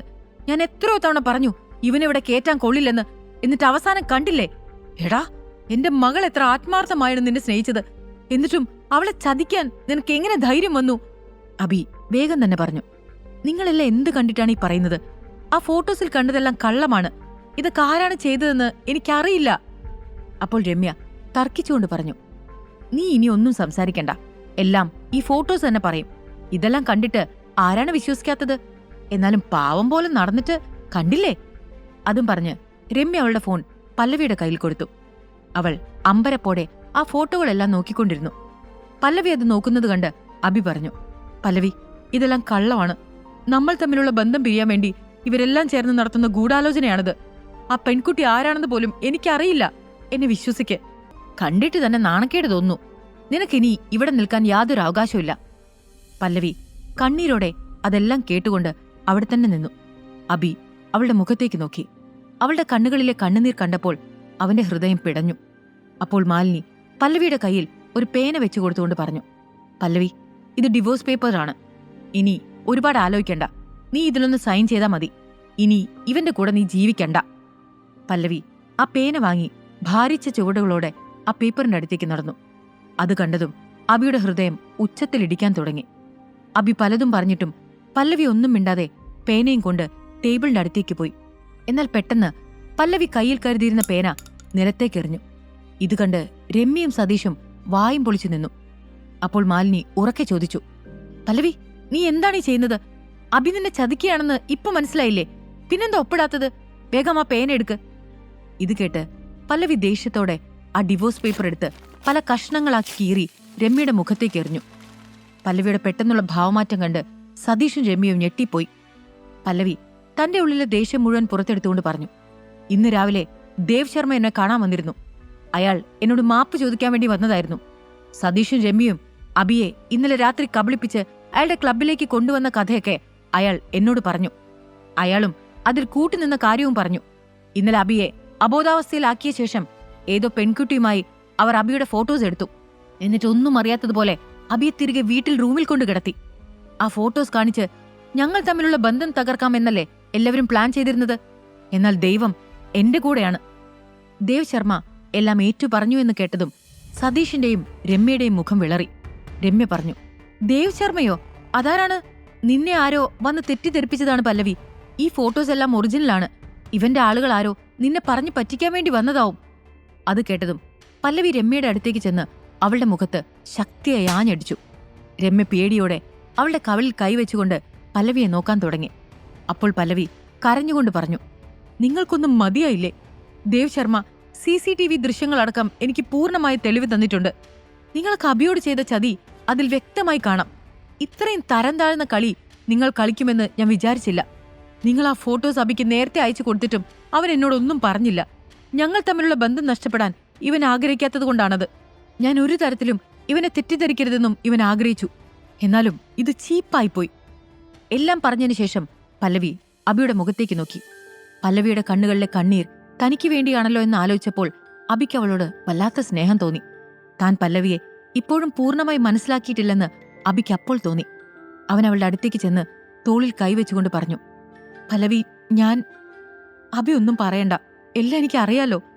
അതും പറഞ്ഞ് പല്ലവി സതീഷിനെയും രമ്യയെയും തുറിച്ചു നോക്കിക്കൊണ്ട് പറഞ്ഞു, ഇനി നിങ്ങളെ രണ്ടുപേരെയും ഞാൻ എന്റെ വീട്ടിൽ നിന്ന് പുറത്താക്കുന്നതിന് മുൻപ് വേഗം ഇവിടുന്ന് പൊക്കോളൂ. അബദ്ധത്തിൽ പോലും ഇങ്ങോട്ട് ഇനി കയറി വരരുത്. സതീഷും രമ്യയും ഒന്നും മിണ്ടാതെ തല കുനിച്ച് അവിടുന്ന് പോയി. അപ്പോൾ മാലിനി പല്ലവിയെ നോക്കിക്കൊണ്ട് പറഞ്ഞു, മോളെ, സതീഷും രമ്യയും ചേർന്ന് ഇത് ചെയ്ത കാര്യം എനിക്കറിയില്ലായിരുന്നു. സോറി. അറിയില്ലെന്ന് അല്ലേ? ശരി, തൽക്കാലം ഞാനൊന്നും പറയുന്നില്ല. വേഗം ഇവിടെ നിന്ന് പോയി തന്നാ മതി. പല്ലവിയുടെ വാക്കുകൾ കേട്ട മാലിനി ഒന്നും മിണ്ടാതെ തല കുനിച്ച് അവിടെ നിന്നും പോയി. അപ്പോൾ പല്ലവി അബിയുടെ നേരെ തിരിഞ്ഞുകൊണ്ട് പറഞ്ഞു, നേരത്തെ ആ മെസ്സേജ് വന്നപ്പോൾ തന്നെ നിനക്ക് എന്നോട് കാര്യം പറയാമായിരുന്നു. എനിക്ക് നിന്നെ പൂർണ്ണ വിശ്വാസമുണ്ട്. അത് ഇതുപോലെ ഫേക്ക് ഫോട്ടോസ് ഉണ്ടാക്കി ഒന്നും തകർക്കാൻ പറ്റുന്നതല്ല. എന്നാലും പെട്ടെന്ന് കണ്ടപ്പോ സോറി. അബി ചമ്മലോടെ പറഞ്ഞൊപ്പിച്ചു. അബിയുടെ മുഖഭാവം കണ്ട് പല്ലവിക്ക് ചിരി വന്നു. പല്ലവിക്ക് തന്റെ വിശ്വാസമുണ്ടെന്ന് കേട്ടപ്പോൾ അബിക്ക് സമാധാനം തോന്നി. രണ്ടുപേരും അകത്തേക്ക് പോയി. പിറ്റേ ദിവസം രാവിലെ പല്ലവിയുടെ മുന്നിൽ വലിയൊരു വെല്ലുവിളി വന്നു. രാവിലെ എഴുന്നേറ്റ് അവൾ അബിയുടെ കൂടെ ഓഫീസിലേക്ക് പോയി. അവിടെ എത്തിയ ഉടൻ മുത്തശ്ശൻ എല്ലാവരെയും മീറ്റിംഗ് റൂമിലേക്ക് വിളിപ്പിച്ചതറിഞ്ഞു പല്ലവിയും അങ്ങോട്ടേക്ക് പോയി. സതീഷും രമ്യയും അടക്കം കുടുംബത്തിലെ പലരും അവിടെ മീറ്റിംഗിനുണ്ട്. എല്ലാവരും എത്തിക്കഴിഞ്ഞപ്പോൾ മുത്തശ്ശൻ സംസാരിക്കാൻ ആരംഭിച്ചു. ഊട്ടിയിലെ ഹിൽവ്യൂ മാൻഷനെ കുറിച്ച് കേൾക്കാത്തവരായി ആരുമില്ലല്ലോ. അവിടെ ഏതോ ഒരു വലിയ കമ്പനി പണം ഇൻവെസ്റ്റ് ചെയ്യുന്നുണ്ട്. അവർക്കവിടെ എന്തൊക്കെയോ തുടങ്ങാനുള്ള പ്ലാനാണ്. കുറച്ചു കാലം കൊണ്ട് അതൊരു നല്ല ടൂറിസ്റ്റ് പ്ലേസ് ആവും. പല വൻകിട കമ്പനികളും ആ പ്രൊജക്ടിന്റെ കൂടെ നിൽക്കാൻ ആഗ്രഹിക്കുന്നു. എന്നാൽ നമ്മുടെ കമ്പനിക്ക് ആ പ്രൊജക്ട് കിട്ടണം. നിങ്ങൾക്ക് സാധ്യമായ വിധത്തിൽ ഈ പ്രൊജക്ട് നേടിയെടുക്കാൻ എല്ലാവരും ശ്രമിക്കണം. അതിനു പറ്റിയ നല്ല ഐഡിയാസ് ഉണ്ടെങ്കിൽ പറയാം. എങ്ങനെയെങ്കിലും നമുക്ക് ഈ പ്രൊജക്ടിന്റെ പ്രധാന ഭാഗമാവണം. ഇത് നടപ്പിലാക്കുന്നവർക്ക് അർഹമായ പ്രതിഫലം ഞാൻ നൽകും. മുത്തശ്ശന്റെ വാക്കുകൾ കേട്ട എല്ലാവരും പരസ്പരം നോക്കാൻ തുടങ്ങി. അങ്ങനെയൊരു ടൂറിസം പ്രൊജക്ടിന്റെ കാര്യം മീഡിയകളിലൊക്കെ ഇപ്പോൾ കാണുന്നുണ്ടായിരുന്നു. പെട്ടെന്ന് സതീഷ് എന്തോ ആലോചിച്ചുകൊണ്ട് പറഞ്ഞു, രവിചന്ദ്രൻ അങ്കിളിന്റെ കീഴിൽ മികച്ചൊരു എഞ്ചിനീയർമാരുടെ ടീമുണ്ടല്ലോ. നമുക്ക് ആ ഒരു പ്രപ്പോസലുമായി മുൻപോട്ട് നീങ്ങിയാലോ? അങ്കിൾ ഇപ്പോൾ ഹോസ്പിറ്റലല്ലേ. ആ ടീമിനെ എനിക്ക് കൈമാറിയാൽ മതി. അത് വെച്ച് ഈ പ്രൊജക്ട് ഞാൻ നേടിയെടുത്തിരിക്കും. അങ്കിളിന് ഇനി ഇതൊന്നും ചെയ്യാൻ പറ്റില്ലല്ലോ. ഇത് കേട്ടതും പല്ലവി മനസ്സിലാലോചിച്ചു. അച്ഛനിൽ നിന്ന് ഇപ്പോൾ തന്നെ കമ്പനിയുടെ പലതും ഇവർ തട്ടിയെടുത്തു കഴിഞ്ഞു. ഇനി ഈ ടീമിനെ കൂടി തട്ടിയെടുത്താൽ പിന്നെ ഒന്നും ഉണ്ടാവില്ല. അച്ഛൻ ഹോസ്പിറ്റലിൽ നിന്ന് തിരികെ വരുമ്പോൾ അച്ഛൻ ഇവിടെ പിന്നെ ഒരു വിലയും ഉണ്ടാവില്ല. പല്ലവി അത് തടയാൻ വേണ്ടി സംസാരിക്കാൻ നിന്നെങ്കിലും രമ്യ വേഗം ഇടയിൽ കയറി പറഞ്ഞു, സതീഷേട്ടൻ പറഞ്ഞ ശരിയാണ്. അങ്കിൾ ഹോസ്പിറ്റലായതുകൊണ്ട് ഒഫീഷ്യലി തന്നെ ആ ടീമിനെ എല്ലാം സതീഷേട്ടനെ ഏൽപ്പിക്കണം. പലരും അതിനെ സപ്പോർട്ട് ചെയ്യുന്നത് കണ്ട് മുത്തശ്ശനും അത് സമ്മതിച്ചു. എല്ലാ കാര്യങ്ങളും സതീഷിനെ ഏൽപ്പിച്ചു. പല്ലവിക്കപ്പോൾ ഒന്നും ചെയ്യാൻ കഴിഞ്ഞില്ല. അവൾക്കാകെ ടെൻഷനായി. ഈ പ്രൊജക്ട് സതീഷ് വിജയിപ്പിച്ചെടുത്താൽ പിന്നെ ഈ കമ്പനിയിൽ തനിക്ക് യാതൊരു സ്ഥാനവും ഉണ്ടാവില്ലെന്ന് പല്ലവിക്ക് ഉറപ്പായിരുന്നു. അപ്പോൾ മുത്തശ്ശൻ ഒരു കാര്യം കൂടെ പറഞ്ഞു, പിന്നെ സതീഷേ, ഒരു കാര്യം കൂടെ. ഈ പ്രൊജക്റ്റിൽ നീ തോറ്റുപോയാൽ പിന്നെ നിനക്ക് കമ്പനിയിൽ യാതൊരു സ്ഥാനവും ഉണ്ടാവില്ല. അതോർമ്മ വേണം. അത് കേട്ടതും സതീഷ് ഒന്ന് പേടിച്ചു. പ്രൊജക്ട് വിജയിപ്പിക്കാനായാൽ കിട്ടാൻ പോകുന്ന സ്ഥാനമാനങ്ങളെക്കുറിച്ച് മാത്രമേ അവൻ ചിന്തിച്ചിരുന്നുള്ളൂ. വലിയൊരു റിസ്ക്കാണ് താൻ ഏറ്റെടുത്തിരിക്കുന്നത് എന്നവന് മനസ്സിലായി. സതീഷ് ഒന്ന് ചിന്തിച്ചതിന് ശേഷം മുത്തശ്ശനോട് പറഞ്ഞ് ആ മീറ്റിംഗിനിടയിൽ നിന്ന് ഒന്ന് പുറത്തേക്കിറങ്ങി. എന്നിട്ടവൻ വേഗം ഫോൺ എടുത്ത് ഹിൽവ്യൂ മാൻഷന്റെ CEO ദിനേശിനെ വിളിച്ചു. അയാൾ ഫോൺ എടുത്തതും സതീഷ് പറഞ്ഞു, ഹലോ സർ, ഞാൻ സീചന്ദ് കൺസ്ട്രക്ഷൻ കമ്പനിയിൽ നിന്നും സതീഷാണ് സംസാരിക്കുന്നത്. എനിക്ക് നിങ്ങളുടെ കമ്പനിയുടെ ടൂറിസം പ്രൊജക്ടുമായി സഹകരിക്കാൻ താല്പര്യമുണ്ട്. ഞങ്ങളുടെ എഞ്ചിനീയറിംഗ് ടീം. പെട്ടെന്ന് ദിനേശ് ശക്തമായ ശബ്ദത്തിൽ ഇടയിൽ കയറി പറഞ്ഞു, നിങ്ങൾ ആരാണ്? ഫോണിലൂടെയാണോ പ്രൊജക്ടിന്റെ കാര്യമൊക്കെ പറയുന്നത്? അത് നിങ്ങളുടെ കമ്പനിക്ക് തന്നെയാണെന്ന് നിങ്ങൾ അവിടെ ഇരുന്ന് തീരുമാനിച്ചാൽ മതിയോ? നീ ആരാണെന്ന് നിന്റെ വിചാരം? അപ്പൊ സതീഷ് പേടിച്ചുകൊണ്ട് പറഞ്ഞു, സർ ഐ എം സോറി. ഞാനൊരു കാര്യം പറയാനാണ് വിളിച്ചത്. നാളെ ഞാൻ അങ്ങോട്ടേക്ക് വരുന്നുണ്ട്. എന്ത് വില കൊടുത്തും എനിക്ക് ആ പ്രൊജക്ട് വേണം. അപ്പോൾ ദിനേശിന്റെ ശബ്ദം ഉയർന്നു, എന്ത് വില കൊടുത്തും വേണമെന്നോ? ഇങ്ങനെയാണോ ഒരു പ്രൊജക്ടിന്റെ കാര്യം സംസാരിക്കേണ്ടത്? എന്തായാലും നീ നാളെ ഓഫീസിലേക്ക് വരുന്നുണ്ട് എന്ന് പറഞ്ഞല്ലോ. വാ, ഞാൻ അവിടെ ഒരു പത്രസമ്മേളനം വിളിച്ചിട്ടുണ്ട്. അവിടെ വെച്ച് നിന്റെ കമ്പനിയുടെ കാര്യം ഞാൻ ശരിയാക്കി തരാം. അതും പറഞ്ഞ് ദിനേശ് ഫോൺ കട്ട് ചെയ്തു. സതീഷ് ആകെ ഞെട്ടിപ്പോയി. അവന്റെ കൈകൾ വിറയ്ക്കാൻ തുടങ്ങി. നാളെ പ്രൊജക്ടിന്റെ കാര്യം സംസാരിക്കാൻ വേണ്ടി ഓഫീസിലേക്ക് ചെന്നാൽ ആകെ നാണം കെടുമെന്ന് അവന് മനസ്സിലായി. അവൻ സ്വയം പറഞ്ഞു, ഇനി ഞാൻ എന്തു ചെയ്യും? നാളെ ഞാൻ എങ്ങനെ അവിടെ പോവും? ഈ പ്രൊജക്ട് കമ്പനിക്ക് കിട്ടില്ലെന്ന് ഉറപ്പായി. പക്ഷെ നാളെ അവിടെ പോകാതിരിക്കാൻ പറ്റില്ലല്ലോ. പോയാൽ നാണം കെടും. അപ്പോ അവന്റെ പിറകിൽ നിന്നിരുന്ന രമ്യ ഇതെല്ലാം കേട്ടിരുന്നു. അവൾ അവന്റെ അടുത്തേക്ക് വന്ന് പറഞ്ഞു, നാളെ അവിടെ പ്രൊജക്ടിന്റെ കാര്യം സംസാരിക്കാൻ നമ്മുടെ കമ്പനിയിൽ നിന്ന് ചെല്ലുന്ന ആളല്ലേ നാണം കെടുക? അത് ചേട്ടൻ വേണ്ടല്ലോ. കമ്പനിയുടെ പേര് രക്ഷിക്കാനല്ലേ പല്ലവി അവിടെ ഇരിക്കുന്നത്, മനസ്സിലായോ? രമ്യയുടെ വാക്കുകളുടെ അർത്ഥം മനസ്സിലാക്കിയ സതീഷിന്റെ മുഖത്ത് ഒരു പുഞ്ചിരി വിടർന്നു. സതീഷ് മനസ്സിൽ ചില പ്ലാനുകളോടെ വേഗം തിരിച്ച് മീറ്റിംഗ് റൂമിലേക്ക് തന്നെ ചെന്നു. പല്ലവി അപ്പോഴും അവിടെ തന്നെ ഉണ്ടായിരുന്നു. മുത്തശ്ശൻ ചോദിച്ചു, എന്താ സതീഷേ, നിനക്കൊരു ടെൻഷൻ പോലെ? അപ്പോൾ സതീഷ് പറഞ്ഞു, മുത്തശ്ശ, ഞാൻ ഈ പ്രൊജക്ട് ഏറ്റെടുക്കാം എന്നൊക്കെ പറഞ്ഞെങ്കിലും പിന്നീടാണ് ഒരു കാര്യം ചിന്തിച്ചത്. പല്ലവി ഈ കമ്പനിക്ക് വേണ്ടി ഒരുപാട് കഠിനാധ്വാനം ചെയ്തിട്ടുണ്ട്. ഇവൾ രാവും പകലും ഇതിനുവേണ്ടി ജോലി ചെയ്യുന്നു. ഇവളുടെ കഷ്ടപ്പാട് നമ്മൾ കാണാതെ പോകരുത്. അപ്പോൾ മുത്തശ്ശൻ അല്പം ഉച്ചത്തിൽ ചോദിച്ചു, സതീഷേ, നീ എന്താണ് ഉദ്ദേശിക്കുന്നതെന്ന് വ്യക്തമായി പറ, വെറുതെ ഇങ്ങനെ വളഞ്ഞു മൂക്ക് പിടിക്കണ്ട. അപ്പോൾ സതീഷ് പറഞ്ഞു, ഹിൽവ്യൂ മാൻഷന്റെ പ്രൊജക്ടിനായി പല്ലവി ശ്രമിക്കട്ടെ എന്നാണ് എന്റെ ആഗ്രഹം. അവളുടെ കഴിവ് വെച്ച് നോക്കുമ്പോ അവൾക്ക് ഈ പ്രൊജക്ട് എളുപ്പത്തിൽ കിട്ടുമെന്ന് ഉറപ്പാണ്. നമ്മുടെ കമ്പനിക്കും അത് പ്രയോജനം ചെയ്യും. ഞാൻ വെറുതെ പോയിട്ട് ഒരു കാര്യമില്ല. പല്ലവി പോട്ടെ മുത്തശ്ശ, അവൾക്കൊരു അവസരം കൊടുക്കാം. സതീഷിന്റെ വാക്കുകൾ കേട്ട് പല്ലവി ആകെ അമ്പരന്ന് പോയി.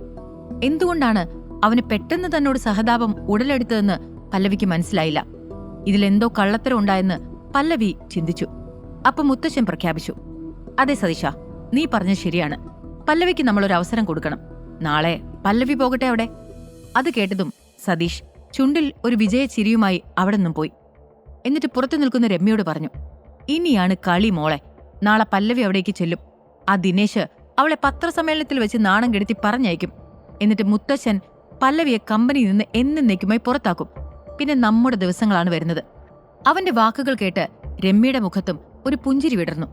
പല്ലവി ഈ ചതിയൊന്നും അറിയാതെ മുത്തശ്ശനുമായി ചർച്ച തുടർന്നു. പിറ്റേ ദിവസം രാവിലെ സതീഷും രമ്യയും പല്ലവിയുമായി ദിനേശിന്റെ ഹെഡ് ഓഫീസിലെത്തി.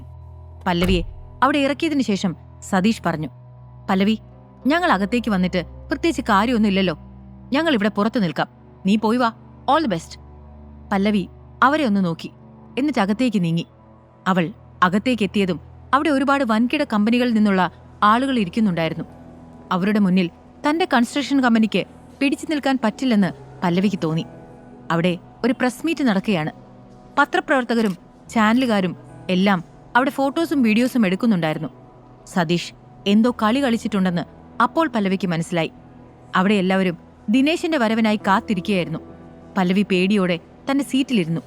അപ്പോഴാണ് ദിനേശ് അവിടേക്ക് കടന്നു വരുന്നത്. അയാൾ വന്നതും എല്ലാവരെയും ഒന്ന് നോക്കി. എന്നിട്ട് എന്തോ ആലോചിച്ചതിനു ശേഷം ഉറക്കെ ചോദിച്ചു, സീചന്ദ് കൺസ്ട്രക്ഷൻ കമ്പനിയിൽ നിന്നും ആരെങ്കിലും ഇവിടെ വന്നിട്ടുണ്ടോ? അപ്പോൾ പല്ലവി എഴുന്നേറ്റ് നിന്നുകൊണ്ട് പറഞ്ഞു, ഉണ്ട് സർ, ഞാനാണ് പല്ലവി രവിചന്ദ്രൻ. ഞാൻ പ്രൊജക്ട് നേടുന്നതിനു വേണ്ടി കമ്പനിയിൽ നിന്ന് വന്നതാണ്. ദിനേശ് അവളെ തുറിച്ചു നോക്കിക്കൊണ്ട് പറഞ്ഞു, ആഹാ, നീയാണല്ലേ അവിടുന്ന് വന്നത്. നീ വന്ന് ഇവിടെ ഇരുന്നേ, നിന്നിൽ നിന്ന് തന്നെ തുടങ്ങാം. എല്ലാവരും അത്ഭുതത്തോടെ പല്ലവിയെ തന്നെ നോക്കാൻ തുടങ്ങി. എന്താണ് സംഭവിക്കുന്നത് എന്ന് പല്ലവിക്കും മനസ്സിലായില്ല. എങ്കിലും അവൾ മുന്നോട്ട് ചെന്ന് ദിനേശിന്റെ അടുത്തുള്ള കസേരയിലിരുന്നു. ഇനി എന്താണ് നടക്കാൻ പോകുന്നതെന്ന് ഊഹിക്കാൻ പറ്റാത്തൊരു പുഞ്ചിരി ദിനേശിന്റെ മുഖത്തുണ്ടായിരുന്നു. ദിനേശ് സംസാരിക്കുന്ന നിമിഷത്തിനായി കാത്തുനിൽക്കുന്ന മാധ്യമങ്ങളുടെയും കമ്പനികളുടെയും കൂട്ടത്തിൽ സതീഷും രമ്യയും നിൽക്കുന്നുണ്ടായിരുന്നു. പല്ലവി എല്ലാവരുടെയും മുന്നിൽ വെച്ച് അപമാനിക്കപ്പെടുന്നത് കാണാൻ നിൽക്കുകയാണ് അവർ. അപ്പോൾ ദിനേശ് സംസാരിച്ചു തുടങ്ങി, ഇത് പല്ലവി രവിചന്ദ്രൻ. ഈ പ്രൊജക്ട് ഏറ്റെടുക്കാൻ അവളുടെ കമ്പനിയിൽ നിന്നുമുള്ള ഒരാൾ എന്നെ വിളിച്ചിരുന്നു. അതിനുവേണ്ടിയാണ് ഇവൾ ഇവിടെ വന്നത്. എന്നാ പിന്നെ ആ പ്രൊജക്ട് എടുത്ത് ഇവർക്ക് തന്നെ നൽകാം അല്ലേ? ഇവര് ഫോണിൽ വിളിച്ചു ചോദിച്ചതല്ലേ? അത് പറയുമ്പോൾ ദിനേശിന്റെ മുഖത്ത് ഒരു ചിരിയുണ്ടായിരുന്നു.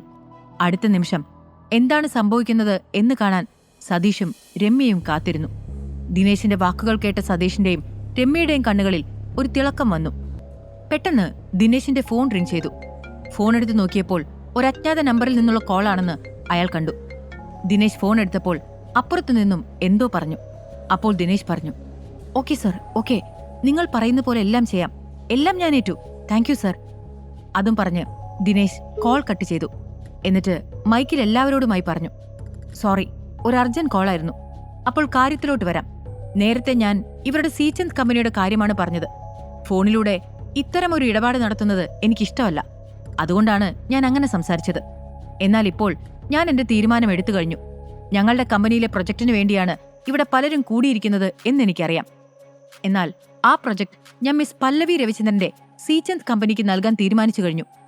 അത് കേട്ടതും അവിടെ ഇരുന്ന എല്ലാവരുടെയും കണ്ണുകൾ അത്ഭുതം കൊണ്ട് വിടർന്നു. ദിനേശ് അത് പറഞ്ഞതും പല്ലവി പോലും വിശ്വസിക്കാനാവാതെ അയാളെ തന്നെ നോക്കി നിന്നു. സതീഷും രമ്യയും എന്താണ് സംഭവിക്കുന്നത് എന്ന് മനസ്സിലാവാതെ നിന്നു. അവരുടെ മുഖം ദേഷ്യം കൊണ്ട് ചുവന്നു. ദിനേശ് കരാർ ഒപ്പിടാനുള്ള പേപ്പറുകൾ എടുത്ത് പല്ലവിക്ക് നേരെ നീട്ടി. അവൾ അതിൽ സൈൻ ചെയ്തു. ദിനേശ് അവൾക്ക് ഷേക്ക് ഹാൻഡ് കൊടുത്ത് എല്ലാം ഉറപ്പിച്ചതും അവിടെ മുഴുവൻ കയ്യടികൾ ഉയർന്നു. അപ്പോൾ ദിനേശ് ഒരു നമ്പറിലേക്ക് ഡയൽ ചെയ്യുന്നത് പല്ലവി കണ്ടു. സ്ക്രീനിലേക്ക് നോക്കിയ അവൾ അഭിമന്യുവിന്റെ പേര് കണ്ട് ഞെട്ടിപ്പോയി. അഭി ഫോൺ എടുത്തതും ദിനേശ് പറഞ്ഞു, എല്ലാം നിങ്ങൾ പറഞ്ഞതുപോലെ തന്നെ ചെയ്തിട്ടുണ്ട്, എല്ലാം ഓക്കെയാണ്. അപ്പുറത്തുനിന്ന് എന്തൊക്കെയോ പറഞ്ഞതിന് ശേഷം ഫോൺ കട്ട് ചെയ്തു. അപ്പോൾ പല്ലവി മനസ്സിൽ വിചാരിച്ചു, ഇതാണോ ഇനി അഭിക്ക് കാറൊക്കെ കൊടുത്തെന്ന് പറഞ്ഞ അഭിയുടെ സുഹൃത്ത്? ആവും, അതുകൊണ്ടാവും ഈ പ്രൊജക്ട് എനിക്ക് കിട്ടിയത്. എന്നാലും അഭിക്കെങ്ങനെ ഇയാളെ?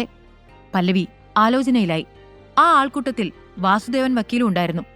അയാളുടെ ഫോണിലേക്ക് അഭിയുടെ കോൾ വന്നു. ഫോൺ എടുത്ത ഉടനെ വാസുദേവൻ പറഞ്ഞു, എല്ലാം പറഞ്ഞതുപോലെ തന്നെ ചെയ്തില്ലേ? ഈ പ്രൊജക്ട് പല്ലവിയുടെ കമ്പനിക്ക് തന്നെ കിട്ടിയിട്ടുണ്ട്, ഹാപ്പിയായില്ലേ? അപ്പുറത്തുനിന്ന് അഭി പറഞ്ഞു, താങ്ക് യു. എന്തായാലും അയാൾക്ക് ഇതിന് പ്രതിഫലമായി ഒരു നല്ല ഗിഫ്റ്റ് തന്നെ കൊടുക്കണം. അതും പറഞ്ഞ് അഭി ഫോൺ കട്ട് ചെയ്തു. അപ്പോഴേക്കും പല്ലവി അവിടെ നിന്നും ഇറങ്ങി പുറത്തേക്ക് വന്നു. അതേസമയം സീചന്ദ് കമ്പനിയിൽ പല്ലവിയുടെ മുത്തശ്ശൻ ടിവിയിൽ ബിസിനസ് വാർത്തകൾ കാണുകയായിരുന്നു. അപ്പോഴാണ് അതിലൊരു വാർത്ത കാണുന്നത്. പ്രശസ്തമായ ഹിൽവ്യൂ മാൻഷന്റെ പ്രൊജക്ട് സീചന്ദ് കൺസ്ട്രക്ഷൻ കമ്പനി ഏറ്റെടുത്തെന്ന്. അതോടുകൂടി ഷെയർ മാർക്കറ്റിൽ സീചന്ദ് കമ്പനിയുടെ മൂല്യം പെട്ടെന്ന് കൂടി. രാജ്യത്തെ പല വൻകിട കമ്പനികളും സീചന്ദ് കൺസ്ട്രക്ഷനിൽ നിക്ഷേപം നടത്താനും അവരുമായി ചേർന്ന് പ്രവർത്തിക്കാനും ആഗ്രഹിക്കുന്നു എന്ന് വാർത്തകൾ പറയുന്നു. അത് കേട്ടതും മുത്തശ്ശന്റെ മുഖത്ത് വലിയ സന്തോഷം നിറഞ്ഞു. പല്ലവി, ഇത് വലിയൊരു അത്ഭുതമായല്ലോ, മുത്തശ്ശൻ സന്തോഷം കൊണ്ട് സ്വയം പറഞ്ഞു. പെട്ടെന്നാണ് വാതിലിൽ മുട്ടുകേട്ടത്. അപ്പോൾ പല്ലവി അകത്തേക്ക് വന്നു.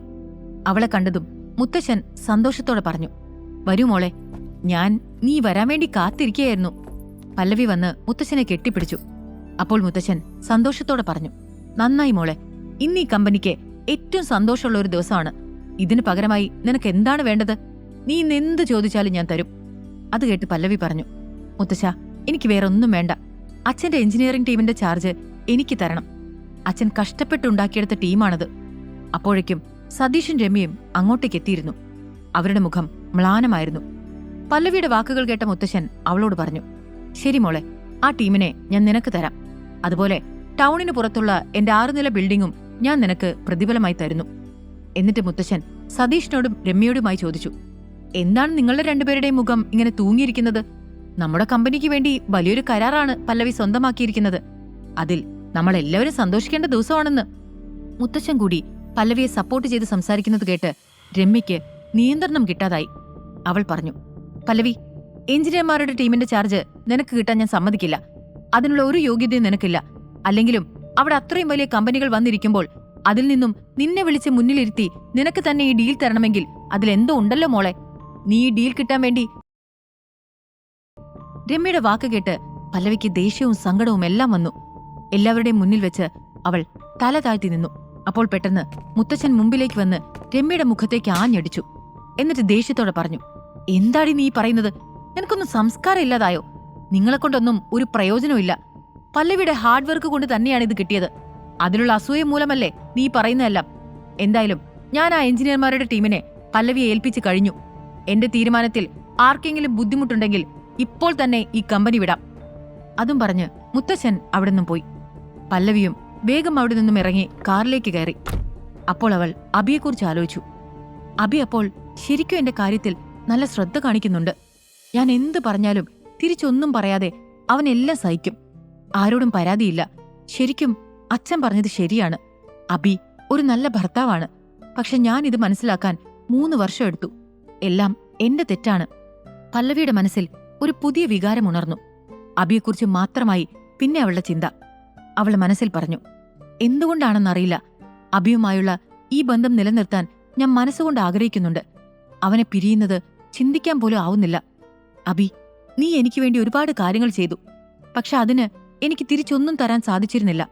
പക്ഷേ ഇനി മുതൽ നീ എന്നും സന്തോഷത്തോടെ ഇരിക്കാൻ ഞാൻ ശ്രമിക്കും. പല്ലവിക്ക് അഭിയെക്കുറിച്ച് ആലോചിച്ചപ്പോൾ ചുണ്ടിൽ നാണത്തോടെയുള്ള ഒരു ചിരി വിടർന്നു. അവൾ മെല്ലെ വീട്ടിലേക്ക് നീങ്ങി. അഭി അന്ന് നേരത്തെ വീട്ടിലെത്തിയിരുന്നു. അവൻ വീട്ടിൽ തനിച്ചായിരുന്നു. അപ്പോൾ അഭി വാസുദേവനെ വിളിച്ച് പറഞ്ഞു, എന്റെ ആ ബൈക്ക് എനിക്ക് വേണം.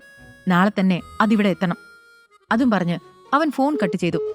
അന്ന് പല്ലവിയെയും കൊണ്ട് ആ ബൈക്കിൽ പോയപ്പോൾ അവൾക്കത് ഒരുപാട് ഇഷ്ടമായി എന്നവൾ പറഞ്ഞിരുന്നു. അതുകൊണ്ടാണ് അബി ഇപ്പോൾ അതേ ബൈക്ക് തന്നെ വേണമെന്ന് പറയുന്നത്. ദേവരാജന്റെ കാറ് കൊടുത്തിട്ടും അവൻ അതിൽ തൃപ്തി തോന്നിയില്ല. അതേസമയം വാസുദേവൻ ആലോചിക്കുകയായിരുന്നു, അബിക്ക് വേണമെങ്കിൽ ലോകത്തുള്ള ഏത് വില കൂടിയ കാറും കൊണ്ടുവരാൻ എന്നോട് ആവശ്യപ്പെടാമായിരുന്നു. പക്ഷെ എന്തുകൊണ്ടാണ് പഴയ അതേ ബൈക്ക് തന്നെ വേണമെന്ന് പറയുന്നത്? ഇവനെ മനസ്സിലാക്കാൻ സാധിക്കുന്നില്ലല്ലോ. പല്ലവി അപ്പോഴേക്കും വീട്ടിലേക്ക് എത്തിയിരുന്നില്ല. ഇന്ന് അവരുടെ വിവാഹ വാർഷികമായിരുന്നു. രണ്ടുപേർക്കും പരസ്പരം സർപ്രൈസ് ചെയ്യണമെന്ന ആഗ്രഹമുണ്ടായിരുന്നു. അബി വീട്ടിൽ പല്ലവിക്ക് ഇഷ്ടപ്പെട്ട സാധനങ്ങൾ ഓരോന്നുണ്ടാക്കിക്കൊണ്ടിരുന്നു. അതേസമയം പല്ലവി ഒരു വലിയ മാളിന് മുന്നിൽ കാർ നിർത്തി. എന്നിട്ട് ഫോൺ എടുത്ത് അബിക്ക് മെസ്സേജ് അയച്ചു. ഓഫീസിൽ കുറച്ച് തിരക്കുണ്ട്, ഞാൻ കുറച്ച് ലേറ്റ് ആവും. മെസ്സേജ് കണ്ടതും അബി മറുപടി അയച്ചു, it's okay, I wait for you. Message കണ്ടതും പല്ലവിയുടെ മുഖത്ത് ഒരു പുഞ്ചിരി വിടർന്നു. അബി മെസ്സേജ് അയച്ചതിനു ശേഷം വീണ്ടും അവന്റെ ജോലികൾ തുടർന്നു. എന്നാൽ സമയം ഒരുപാടായിട്ടും പല്ലവിയെ കണ്ടില്ല. രാത്രി ഒരുപാട് ലേറ്റ് ആയത് കാരണം അബി ഒന്ന് ഭയന്നു. അവളുടെ ഫോണിലേക്ക് വിളിക്കാൻ നിന്നപ്പോൾ പെട്ടെന്ന് കോളിംഗ് ബെല്ലിന്റെ ശബ്ദം കേട്ടു. അബി വേഗം വാതിലിനടുത്തേക്ക് ചെന്നു. ഇന്നത്തെ ദിവസം എന്താണ് എന്നൊന്നും അവൾക്ക് ഓർമ്മയുണ്ടാവില്ല എന്നാണ് അവൻ ചിന്തിച്ചത്. കാരണം കഴിഞ്ഞ 2 തവണയും അവരവരുടെ വിവാഹ വാർഷികമൊന്നും ആഘോഷിച്ചിരുന്നില്ല. അബി ചെന്ന് വാതിൽ തുറന്നപ്പോൾ പല്ലവി അവിടെ നിൽക്കുന്നത് കണ്ടു. അത് കണ്ടതും അവന്റെ മുഖത്ത് ആശ്വാസത്തിന്റെ ചിരി തെളിഞ്ഞു. പല്ലവി അകത്തേക്ക് നടന്നു. അബി അവിടെ സോഫയിൽ ഇരുന്നുകൊണ്ട് ചോദിച്ചു, എങ്ങനെയുണ്ടായിരുന്നു ഇന്നത്തെ ദിവസം? അപ്പോൾ പല്ലവിയും അവിടെ ഇരുന്നുകൊണ്ട് പറഞ്ഞു, വളരെ നല്ലത്. അതും പറഞ്ഞ് പല്ലവി അബിയുടെ മുഖത്തേക്ക് നോക്കി. ഇന്ന് ആനിവേഴ്സറി ആണെന്ന് അവനും മറന്നിട്ടുണ്ടാവും എന്നാണ് അവളും ചിന്തിച്ചത്. അവനൊന്നും പറയാതെ ആയപ്പോൾ പല്ലവി പറഞ്ഞു, ആ, ഇന്നത്തെ ദിവസം വേറെ പലതും ഉണ്ടായിരുന്നു. നിനക്കത് ഓർമ്മയുണ്ടാവില്ലെന്നറിയാം, സാരമില്ല. എന്നിട്ട് പല്ലവി ബാഗിൽ നിന്ന് ഒരു ചെറിയ ഗിഫ്റ്റ് ബോക്സ് എടുത്ത് അബിയുടെ നേരെ നീട്ടിക്കൊണ്ട് പറഞ്ഞു, പക്ഷെ എനിക്ക് നല്ല ഓർമ്മയുണ്ട്, ഇതാ, ഹാപ്പി വെഡിങ് ആനിവേഴ്സറി. പല്ലവി അവരുടെ ആനിവേഴ്സറി ഓർത്തിരുന്നു എന്നത് കണ്ടപ്പോൾ അബിക്ക് അത്ഭുതം തോന്നി. ഈ കഥ തുടർന്ന് കേൾക്കുന്നതിനായി ഇപ്പോൾ തന്നെ പോക്കറ്റ് FM ആപ്പ് ഇൻസ്റ്റാൾ ചെയ്യൂ. Link in description.